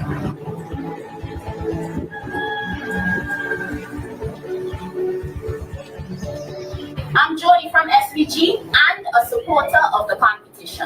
It has been amazing to motivate Vincentian youths to develop their writing skills and support their creativity. My island's performance has grown from strength to strength to where it's fulfilling to know that one of this year's gold finalist awardees is from St. Vincent and the Grenadines. Thank you for allowing talented young people to use literacy as an empowering tool to become global citizens. Hello everyone, My name is Kenneth Jamra and I'm from Ghana. I am a Queen's Commonwealth Essay Competition representative for Ghana. Over the years, I have promoted the essay competition, especially in rural communities in Ghana. This motivation came from the fact that as an educator, I have realized that many students in rural communities have creative abilities. They have the potential to contribute to our world, but they were not exposed to a wonderful platform or opportunity like the essay competition. Through the essay competition, these young people have been able to express their creativity. They have been able to share some wonderful solutions that we can all incorporate in making our world a better place. So I'd like to ask each of you, what did you enjoy about the writing process? Love about writing is how free it is. Like, there's no right or wrong way to do it, and it's just such a creative way for anybody to be able to express themselves without having to follow like a format or use a certain style. It's just really free for everybody to be able to write however they want, whatever they want, to express their like personal opinions and feelings on certain topics that they might not be able to express any other way, and that's what I really like about writing. Cassandra, you know what was absolutely brilliant about your writing? I felt like I already knew you before I even met you. I could hear your voice, your character. It was jumping off the page. It was like, I'm demanding to be heard. I need to be heard. I could feel the power in your words. They felt so strong and authentic. And that is really, really formidable. And so well done you. You are actually, your piece is really saying what I think is the power of writing. And so well done you. Thank you. This year, Her Majesty the Queen will mark her Platinum Jubilee and celebrate 70 years as head of the Commonwealth. The Queen's 7 decades of service is inspirational. It's an example of the contribution we can make in our own communities. Through the Queen's Commonwealth Essay Competition, each year, young people like me get the opportunity to explore and engage with issues that matter most today. Proudly delivered by the Royal Commonwealth Society since 1883. The theme of the 2022 competition is Our Commonwealth, focusing on service, following the Queen's example. In this special year, young people are invited to write about the value of serving our communities wherever we are in the Commonwealth. As Vice Patron of the Royal Commonwealth Society, I'm delighted to announce the launch of the 2022 competition. Your powerful stories, essays, poetry and letters from around the Commonwealth never fail to bring us together as a community. I look forward to reading this year's winning entries and encourage all of you to put your thinking caps on and get writing.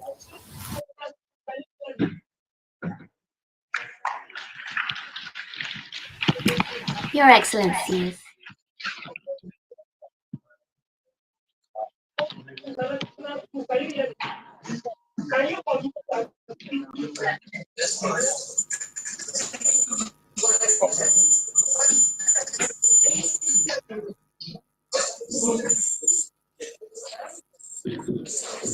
All right, thank you, distinguished guests, ladies and gentlemen. To our participating schools, if you want your video to be here in the near future, let me see your hand up. You are not raising it well. You are not sure. Good. Okay, now to do this, you must make writing fun. When you do what you do for fun, you will see yourself living long enough to do it. But when you do it with immediate gratification, it's only a matter of time to see yourself doing something else. So you must make every day a play day while you do what you do. I listened to our friend from our headquarters, and she quoted the legendary Chinua Achebe. That is what you gain from loving what you do. Even when you are no more, people will watch you. So I know in this room today we have future SMO Aka, We have future Wale Shoika. We have future Chima Achedes. We pray that your dream will come true in Jesus' name. All right, ladies and gentlemen, it's now time for us to cut the Commonwealth cake. I will also be cutting this cake in commemoration of the Queen's Platinum Anniversary celebration. Now, to do this, ladies and gentlemen, I've been asked to invite Mr. Blackson Olushele Bayomi. He will help us conduct the cutting of this cake. Please welcome just for him. Thank you.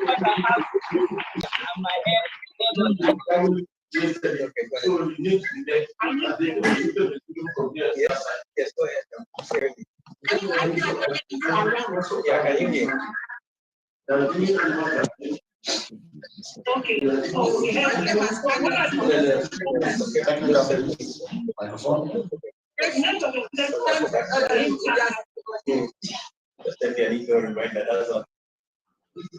Yes. Thank you. Thank you very much for your time. It's been a dry run for NDLEA's peace competition.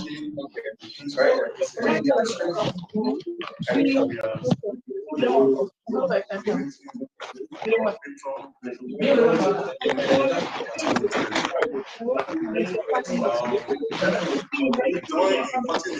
just got the final go ahead at 4 a.m. because they have to do the so they did it, sent it to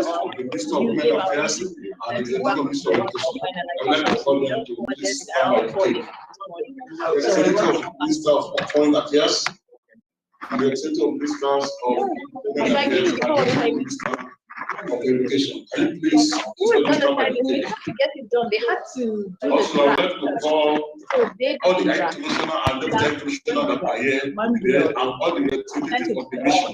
Sent it back to them the next day. So they just finalized it. So we're now passing it. I would like to call Ambassador The people that are supposed to sign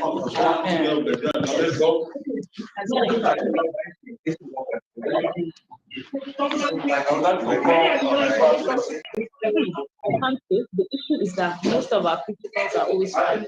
So what I'm saying is we acknowledge that it's not likely to be ready by 20. If it can be, then it may not. No, from our part. Okay, you acknowledge that. We only our model queen. Join us for celebrating when we are also the president of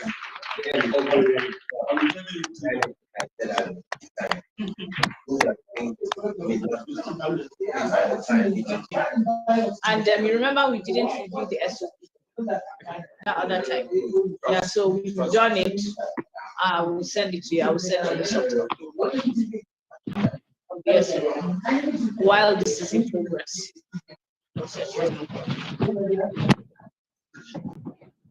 And then I think we agreed, he said we agreed we were supposed to move the list of contributors to the back. He said it wasn't done under the guidelines. Contributors should be in the front. That first time we met the office here, the first time. Wasn't it that the first time we met and to review the document? That was why I'm saying this because I felt and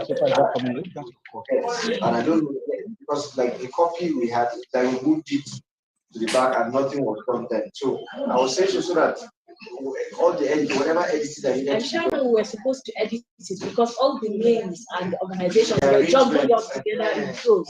So we agreed that spread it out, make it clearer, the name, organization, like maybe form of a table. I remember we agreed on that. That was I don't know if you are responding. Nicola is no longer with DR. He's no longer with DR. Like probably a few weeks after we had that meeting.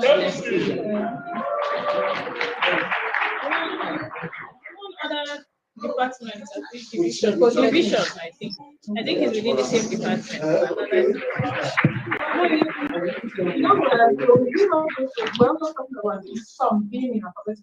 Exactly. Because we moved whatever was there. All right, thank you. And that was the last time I heard the Thank you, Secretary Director.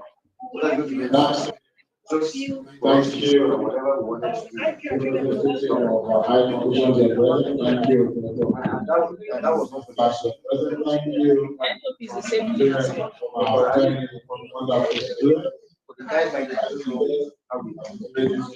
What I remember clearly is that we were supposed to open it up, put it in front of the table, arrange it well, and I think we said we'll arrange the name in order of seniority or something. And then there were some other names that were not captured.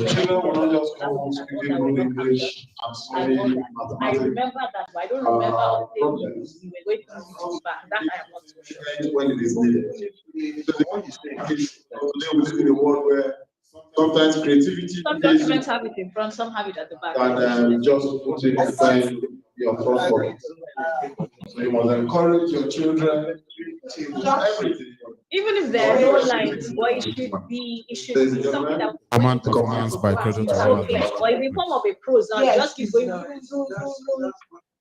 No, we've never had any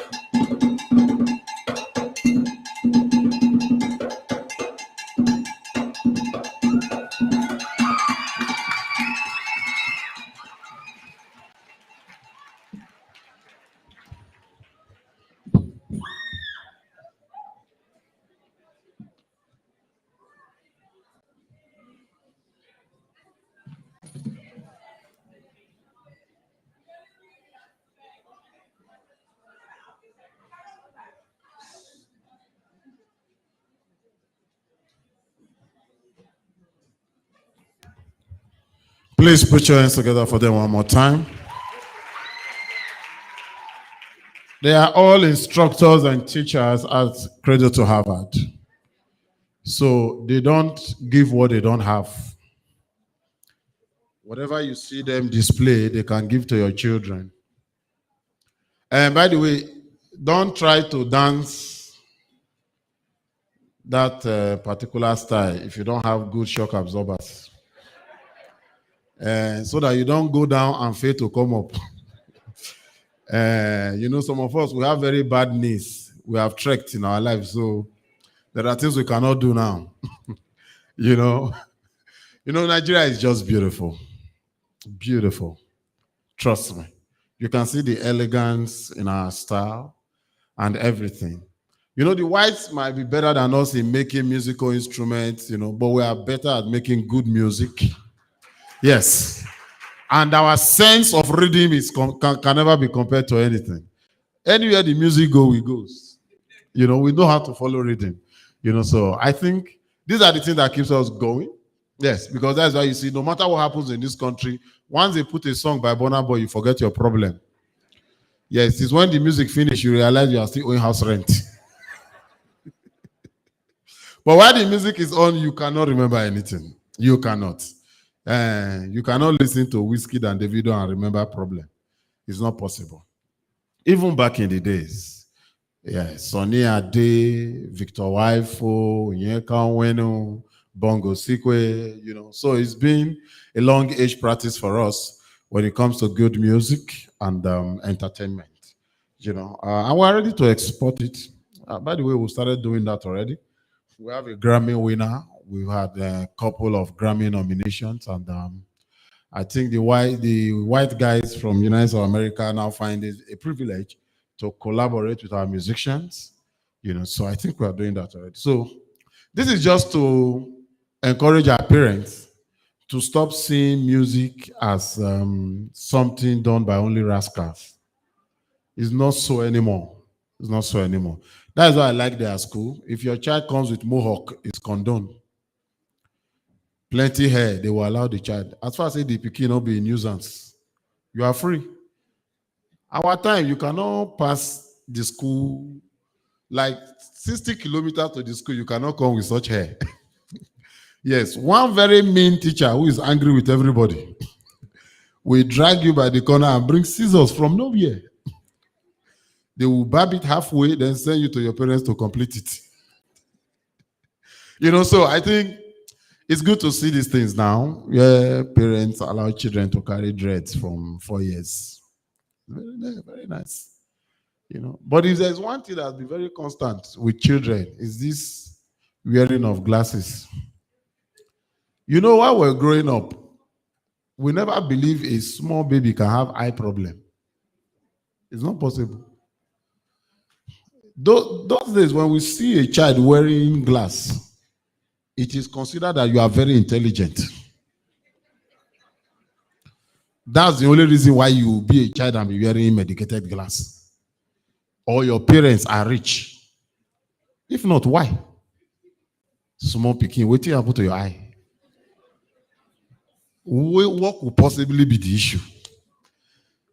But then if you want to finish the school, when you give your child that glass, put rope.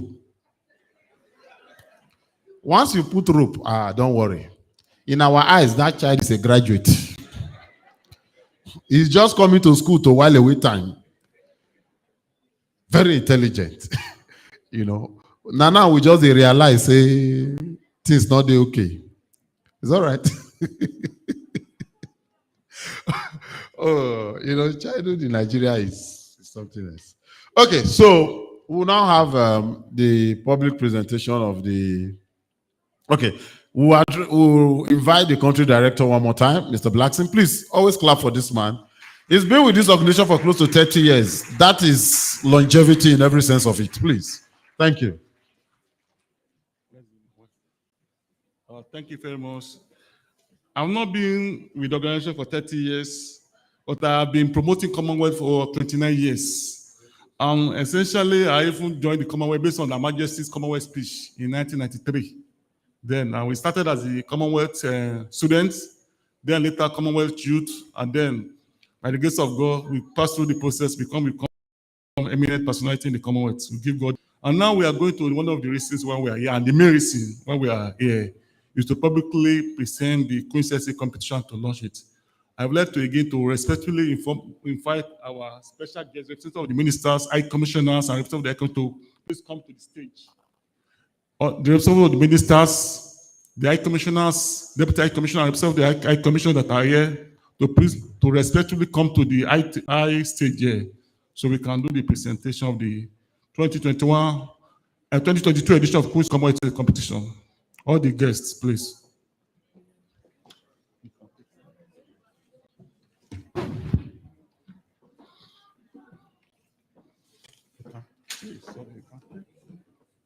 Oh, thank you.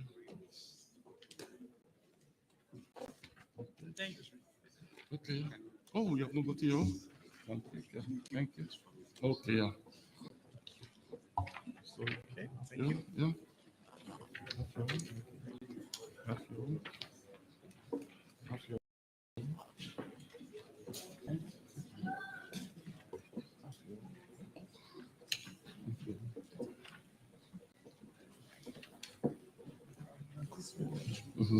I would like to invite each school that are represented here to send one student to come up here. Each school that are represented, and four students from the old school. 4 students from the old school. Each school that are represented here should send one student to come and represent them here, and 4 students from the old school, credit to international school, credit to Harvard International School, Fitri Kiddies Academy, Nasarawa, Adove International School, Abuja, Royal College, and Grow Right Academy. Just one student to come and represent you while you are doing the public presentation. Okay. Please, we are waiting for you. Can you please?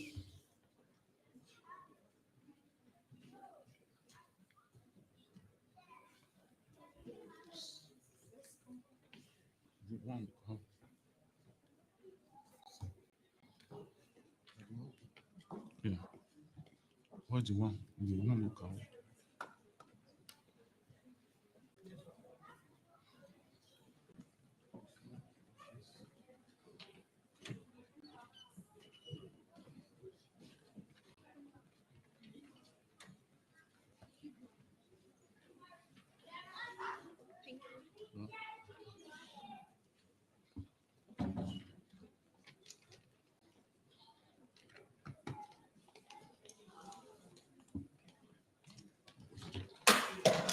Yes.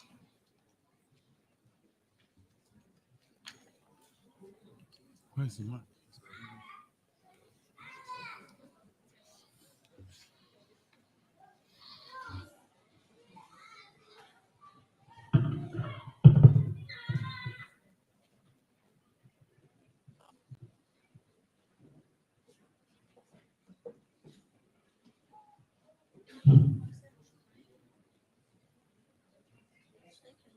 I would like to call on the representative of the Minister of Education, be the minister in charge of education, to launch the 2022 edition of the Queen's Commonwealth Essay Competition. Honorable Minister.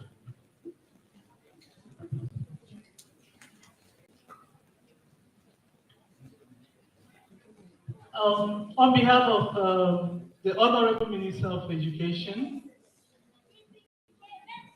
I hereby launch the 2022 essay competition of the Commonwealth Society of Nigeria. Thank you. Can we all please display our flyer for the essay competition for the world to see?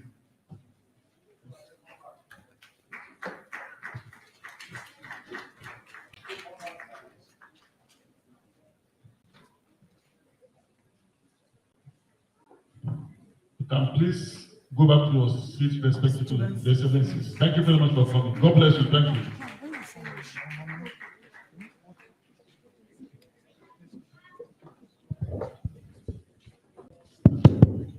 Check.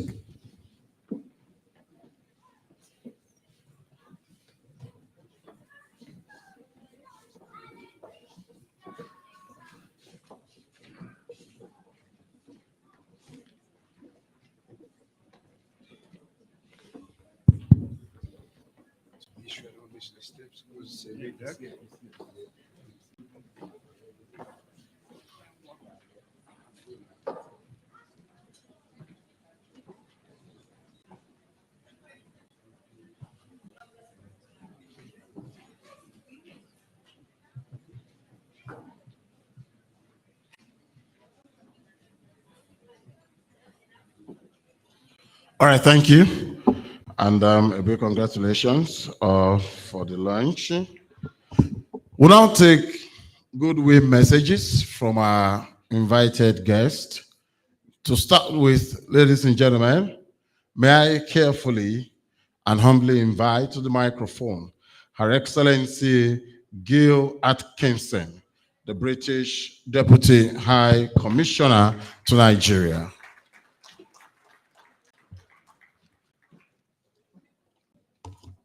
You're most welcome.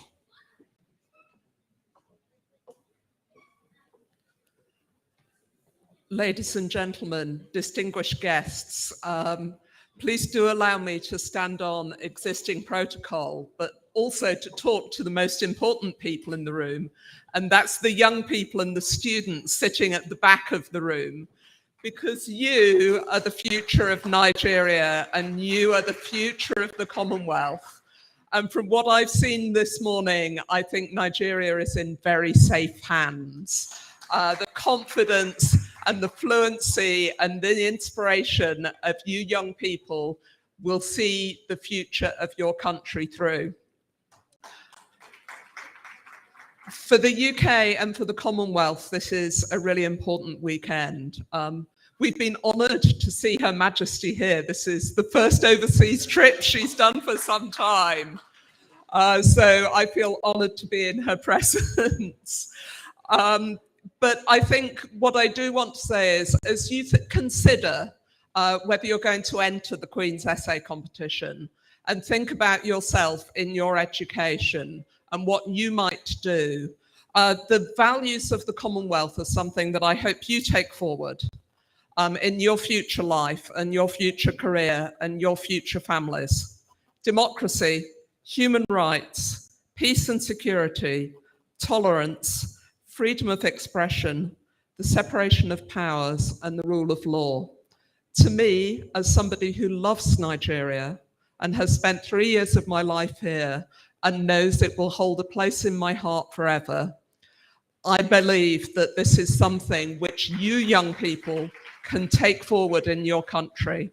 And if I can say to you, I do not come from a privileged background. I went to an ordinary state school in the UK, and I'm now honoured to represent Her Majesty here in Nigeria. And for me, this is something which has come through education, hard work, and ambition. And I know that you all will fulfil your future and your country's future. Thank you.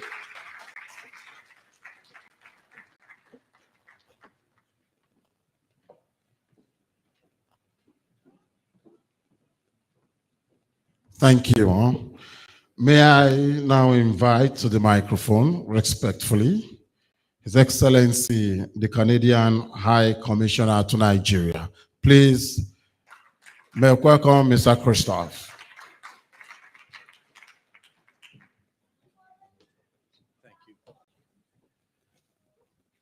Distinguished guests, ladies and gentlemen, I'll also stand on existing protocols.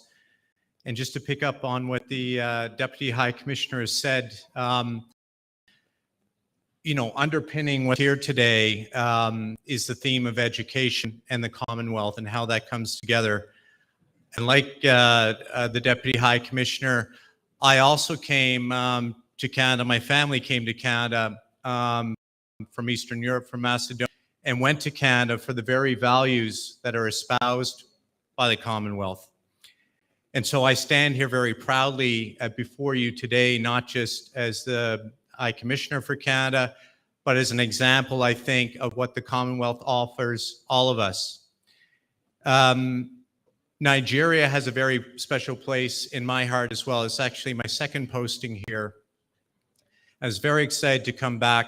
And one of the reasons is I see the great promise in this country. I'm a big believer in Nigeria, in part because the values that we share. And in fact, Nigeria is taking up a growing presence in Canada, largely through education and through the talent that, that rests in our schools and comes back here. And it's building a real bridge between Canada, Nigeria, and a stronger Commonwealth as a result. So I'm very proud to be here today. Good luck to everybody in the competition, and I wish you the very best. Thank you.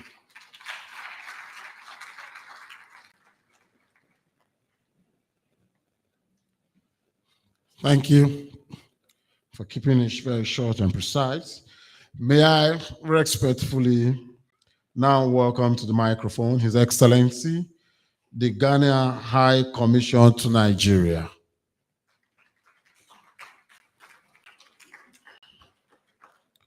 Okay, while we wait for him to come, may I invite to the microphone His Excellency, the Rwanda High Commission to Nigeria.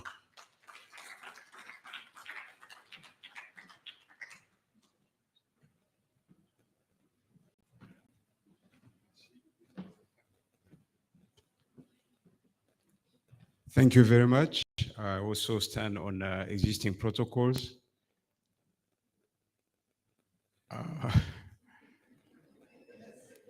Am I visible? Okay.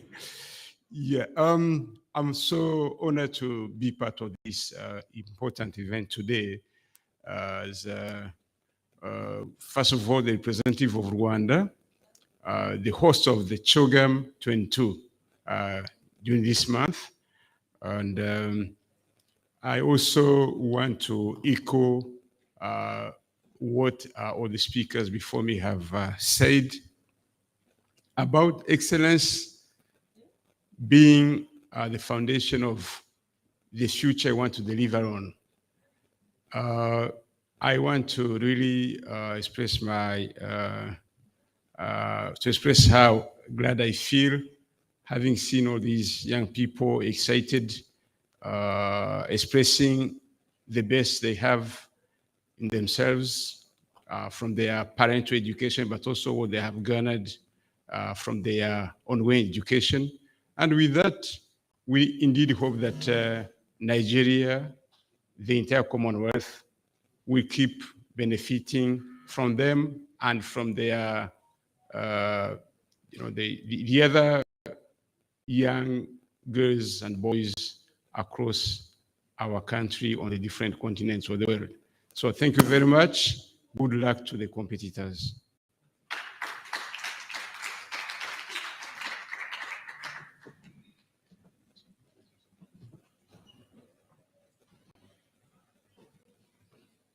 Thank you. Thank you. May I now respectfully invite to the microphone His Excellency Ambassador Godwin Adam, former Nigeria Consul General to Johannesburg, South Africa. You are most welcome, sir.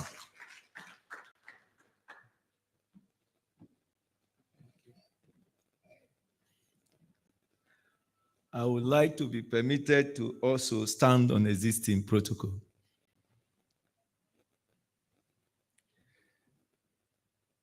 Good morning, all. I wish to express appreciation to God and the organizers of this official launching and public presentation of 2022 edition of the Queen's Commonwealth Essays Competition in Nigeria with the theme Commonwealth, for the invitation extended to me. It is my pleasure to join other distinguished guests in celebration of the Platinum Anniversary celebration of Her Majesty Queen Elizabeth II on the throne as the Queen of England and head of the Commonwealth of Nations. This is a very important moment in history, and I would like to thank the leadership of the Royal Commonwealth Society of Nigeria for the privilege of being part of the event. It means a lot to me, particularly the sustenance of a collaborative relationship I've had with the leadership over time, right from when I served at the Nigerian diplomatic missions in the United Kingdom and South Africa, respectively. The fact that this is happening in honor of the 70th anniversary celebration of Her Majesty the Queen of England and head of the Commonwealth makes the occasion even more eventful. Her Majesty's lifetime of leadership and dedication to service is an example for all nations and humanity. On this special day, I wish Her Majesty the Queen and the British people a year of health, peace, prosperity, and happiness.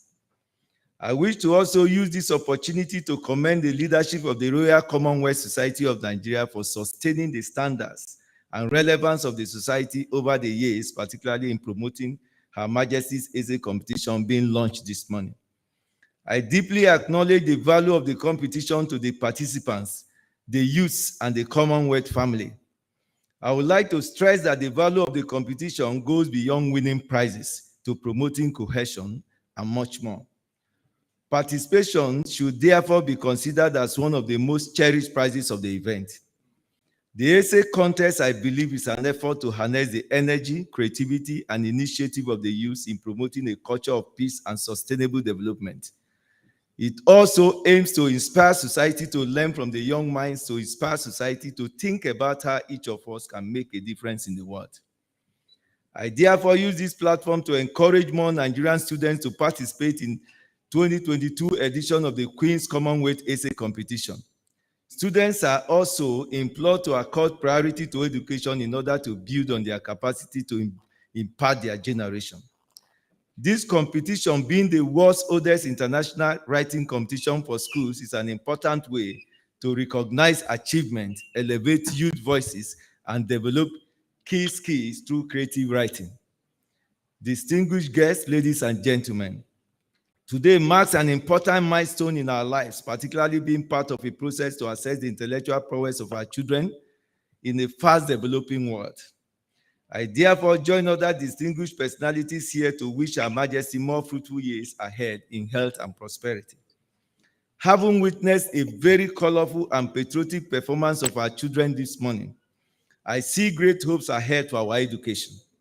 I therefore wish to extend my best wishes for a successful program, memorable participation for the contestants, and more impact by the Royal Commonwealth Society of Nigeria, as well as the students participating in the essay competition. Thank you for listening, and God bless you all. Thank you. May I, at this point, respectfully invite to the microphone the representative of the High Commission of South Africa. Please, if you're here, thank you.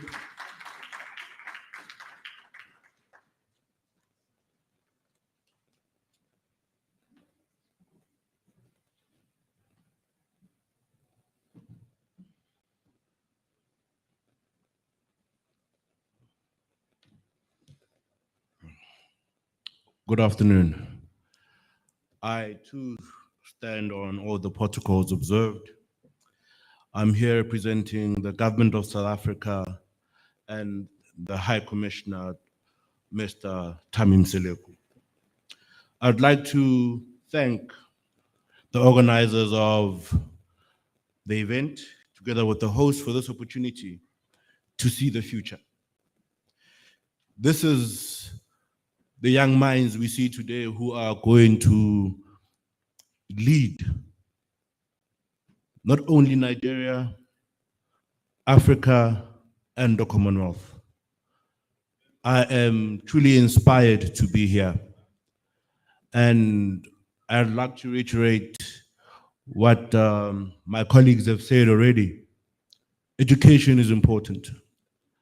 And as former President Nelson Mandela said, that education is the most powerful tool to change the world.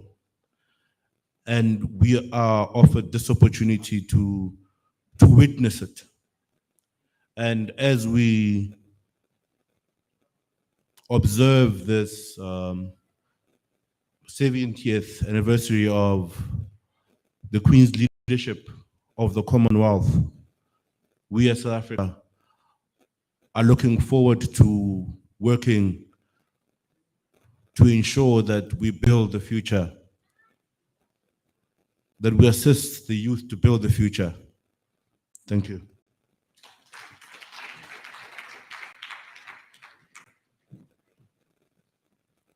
Thank you, our friend from South Africa. May I now respectfully invite to the microphone the representative of the High Commission, the representative of the High Consul General of Uganda, please.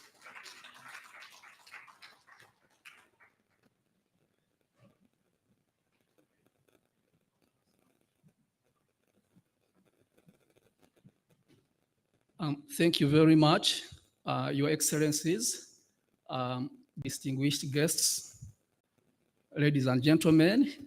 My name is Stilson Muhwezi, representing the High Commissioner of the Republic of Uganda. The previous speakers have said almost everything, but I also stand here to thank the organizers of this event. You know, as I sat there and I looked at the young people that stood, you could see the dreams, you see hope, not just for Nigeria, but for our continent, as well as the whole Commonwealth. Personally, I've been here for just 3 weeks. My background is not so different from many of the young people that were standing here. I therefore want to encourage you to take every opportunity that has been presented to you. Just grab it, move ahead with it, participate in this competition, and for sure, the future is very bright, and the world is there to support you to make sure that we have a better future. Thank you very much. All right, thank you. May I now respectfully invite Mr. Henry P.B. Lee, Sierra Leone High Commission, please.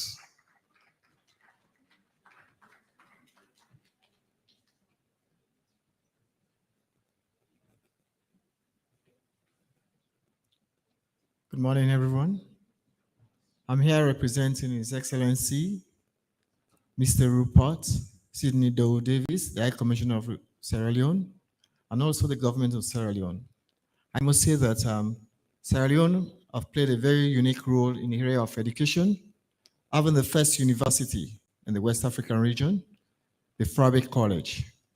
And we, as a country, believe in education, because without education, there will be no future.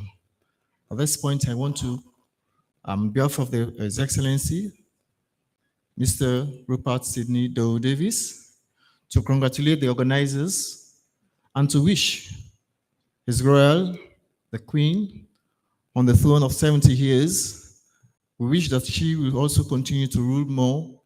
And as a member of the Commonwealth countries, we also appreciate this very awesome august body. I thank you all.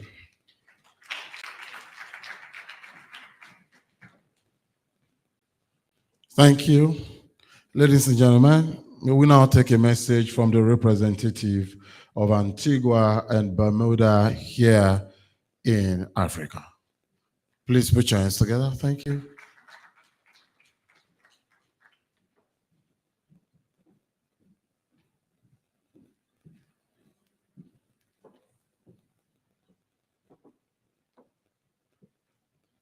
Good morning, everyone present.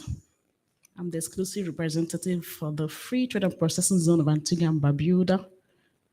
And I'm here to present His Honorable Minister for Foreign Affairs, Immigration and Trade, Honorable Minister E.P. Chet Green, And on behalf of the good people of Antigua, I extend my love to everybody in this room and wish to congratulate the Queen, Her Majesty, on her 70th reign on the throne, and also congratulate the organizers, Commonwealth Society of Nigeria, and as a parent of Credit to Harvard International School, I'm really excited to be here.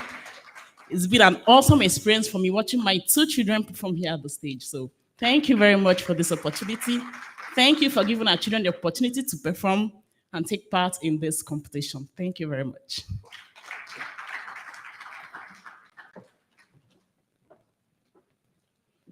All right, thank you for that family vote of thanks. All right, may I now invite Mr. Blackson to please come help us conduct the cutting of this Commonwealth cake. In his capacity, he will duly invite everyone that needs to be there. Thank you.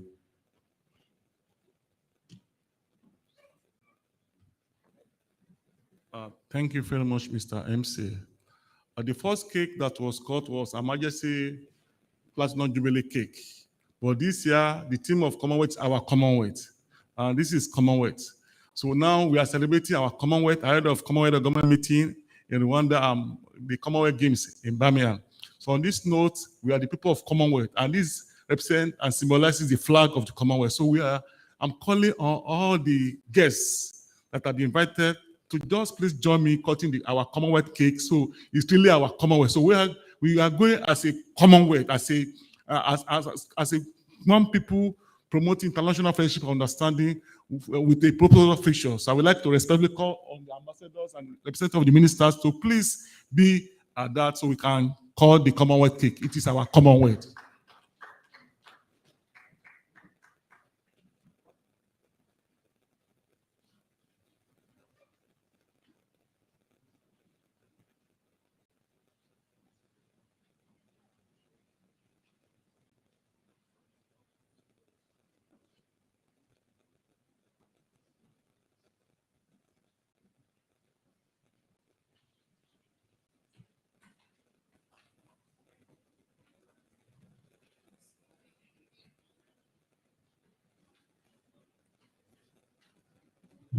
Before we call this, we are going to spell Commonwealth. C. When I say C, you say C. O. M. M. O. N. W. E. A. L. T. H. Commonwealth. God bless you. Thank you. Let me go back to your seat. Thank you. Okay.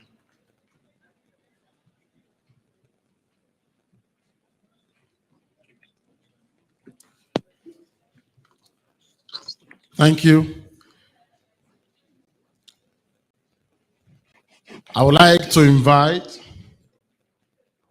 the special address by the representative of His Excellency, Mr. Godfrey J.K. Onyema, Honorable Minister of Foreign Affairs, who is our guest of honor. You're most welcome, sir.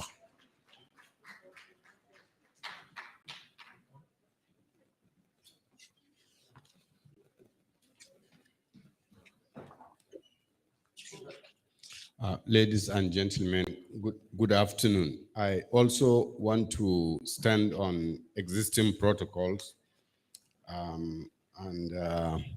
I bring goodwill message from His Excellency Geoffrey Onyema, who would have been here personally, but for the fact that he's away in Spain with Mr. President on a state visit.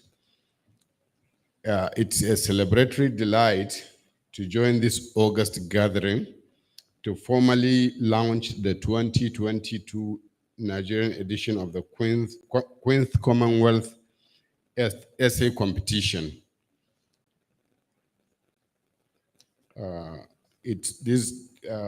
This event started in 1883, and it's today the world's oldest international school writing competition. The platform provides life-changing opportunities for young people around the world.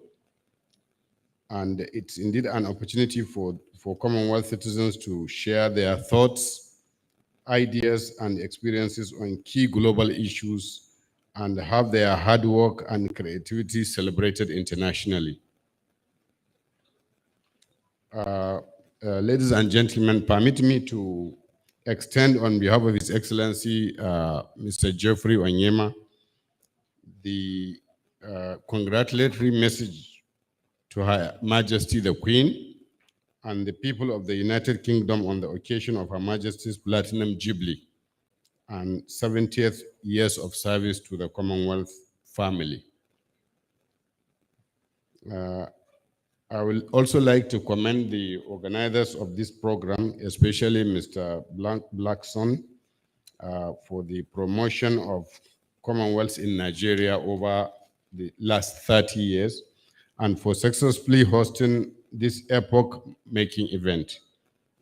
My sincere appreciation to the president of the from Cradle to Harvard International School and his students, as well as other proprietors of international schools in Abuja that are participating in the program. I also wish to remind you that the Republic of Rwanda is graciously hosting Shogom in this month from 20th to 26th. And the event is taking place in Kigali. Invitations have been extended to countries and Commonwealth institutions to participate in the event that's coming after 3 years since we had the Shogom in London. You are all invited to attend, and Nigeria intends to participate actively in the meeting as well as sideline events. And Mr. President is scheduled to grace the occasion along with my foreign minister. I thank you all, and I wish the participants success in their endeavors. Thank you very much. Thank you so much, sir. May we now respectfully invite the representative for a special address by Malam Adamu, the Honorable Minister of Education. Thank you, ma'am.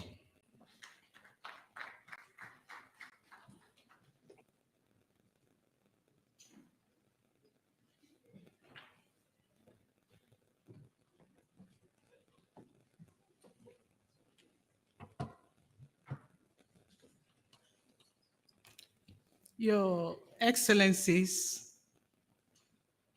the country director of this very program, parents, teachers, and my esteemed students present in this occasion, I want to say good afternoon to you all. I'm here on behalf of the Honorable Minister of Education, who would have loved to be here this day, but he couldn't make it due to some official exigencies. I am going to read his address. I am very pleased to be here this morning for this annual event of public presentation and launch of the 2022 edition of the Queen's Commonwealth Essay Competition, which was launched 3 years ago, 2019 to be precise, by the Honorable Minister of Education. The Queen's Commonwealth Essay Competition is the world's oldest international school writing contest, having been established in 1883. Many students across the Commonwealth nations have been participating in this contest, which provides a platform for exploring contemporary themes around Commonwealth countries. Federal Ministry of Education has always been part of this event. The ministry was represented by the Director, Education Support Services Department, Dr. Mrs. L.I. Gigina, Federal Ministry of Education, at the 2021 edition in Kwara State. In fact, I was there with her. As you are all aware, the theme of this year's edition of the competition is Commonwealth. I am using this opportunity to call on all the eligible students in Nigeria to invest their time creatively and productively by taking advantage of this competition to demonstrate their writing skills. Both primary and secondary students are encouraged to send their entries for this competition in any of the two categories, as the case may be. We have the junior, which is 14 years, or senior category, which is 14 to 18 years, and to ensure submission by 30th of June 2022. We look forward to getting the best as winners and run-ups in both categories, who will be invited to London in October 2022 for a week of education and cultural events, culminating in an award ceremony at Buckingham Palace, London. I congratulate the winners in advance and Her Majesty Queen Elizabeth II on her Platinum Jubilee and 70 years of service to Commonwealth. I highly commend the President of the Commonwealth Society of Nigeria, Mr. Blackson Olaseni Baye Wumi, for promoting academic excellence among Nigerian students and for other activities of the society across Nigeria aimed at promoting the virtues and values of the Commonwealth. I assure you all that Federal Ministry of Education will continue to support every effort geared towards academic excellence of our children across the country. Thank you very much for listening.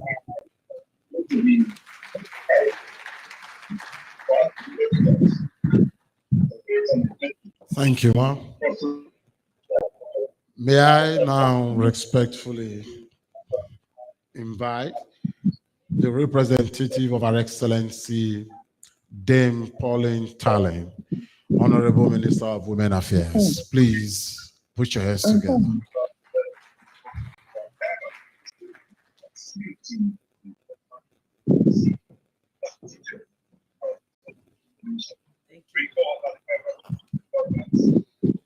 Good afternoon, everyone. For want of time, permit me to lean on already established protocol. On behalf of the Honorable Minister, Federal Minister of Women Affairs, Dame Pauline Talley, I bring you greetings. The Honorable Minister would have loved to be here personally, but it's unavailably absent due to other pressing official assignments. But because of the importance of this event to her, she sent me to represent her speech. I am delighted to address you at this historic occasion of the official launch of the 2022 Nigerian edition of the Queen's Commonwealth Essay Competition. The theme for this year's edition is our Commonwealth, a fascinating topic and one which I hope will get your brains whirling. As you are aware, the Federal Ministry of Women Affairs has the mandate to stimulate active participation of women and children in all facets of national life, including their empowerment, protection, and advancement of the social lives of women, children, and other vulnerable persons in Nigeria. That is why we have this program. The age bracket of the students participating in this competition falls within our jurisdiction. This annual essay contest is organized in an effort to harness energy, creativity, and initiative of the world's youth in promoting a culture of peace and sustainable development. It also aims to inspire society to learn from the young minds and to think about how each of us can make a difference in the world.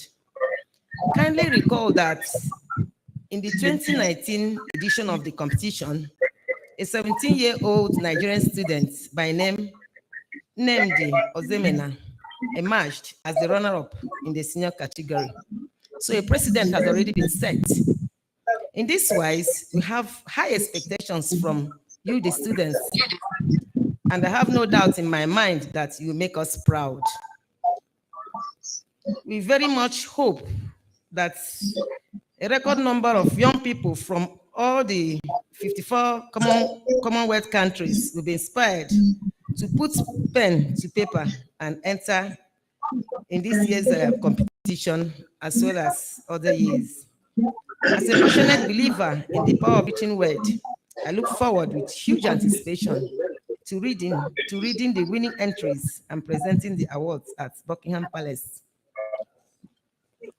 Ladies and gentlemen, at this juncture, I want to express my sincere gratitude to the organizers of this event, the Royal Commonwealth Society, for all their good work over the years. I say a big thank you. I congratulate all in attendance on this memorable occasion and wish you all happy launch of the 2022 Nigerian edition of the Queen's Commonwealth Essay Competition. Thank you for listening. God bless the Federal Republic of Nigeria, and God bless you all. Thank you. Thank you. I would expect the women to clap some more. That's your constituency. All right. Thank you. Okay. May I humbly announce that all the participating schools, they need to send the names of all the participating students to the management of Cradle to Harvard so they can prepare their certificate of attendance. Why we do so, ladies and gentlemen, every good thing in life has a closing time. We started this some hours ago, and you would agree with me, it's been fun doing this today. Once again, my name is Bernard Badamasi. They call me Koboko Master. I'm an MC, and I make normal people laugh. If you reside here in Abuja, I have an event coming up on June 12th at Transcorp Hilton. It's a comedy event. Yes, please feel free to come. June 13 is a public holiday. June 12 is on a Sunday. So we give you a good laugh for Sunday and you have a good sleep on Sunday. These are two natural therapies without side effect. So if I were you, I'll be asking the MC how much is the ticket. That's after here. Okay, so may I now invite Mr. Aduba Godwin, who is the administrator of Cradle to Harvard, to give us a vote of thanks. Thank you.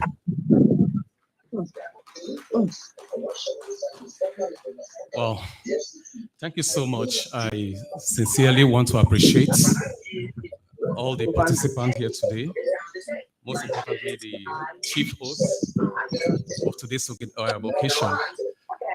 On behalf of Cradle to Harvard International School, we want to wish you journey mercies back to your destination. And I want to assure you, next year's edition is going to be great. Thank you. God bless you all.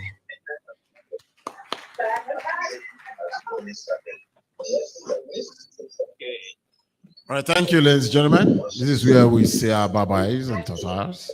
See you next time, and please drive like you want to drive again as you go home. Thank you.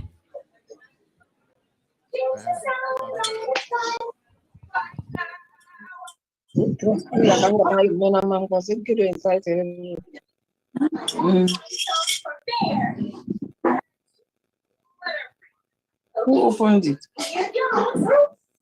Huh? No, go and bring your cup. I carry this to the kitchen. Ahead of people.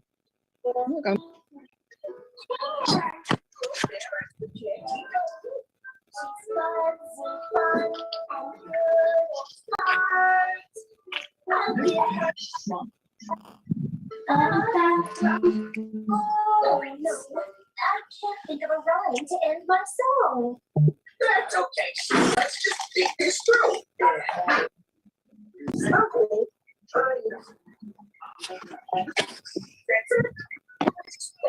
Art sound and a new sound for the beginning.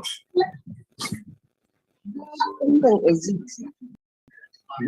The exit came on, I don't know. That's right. Isn't really perfect.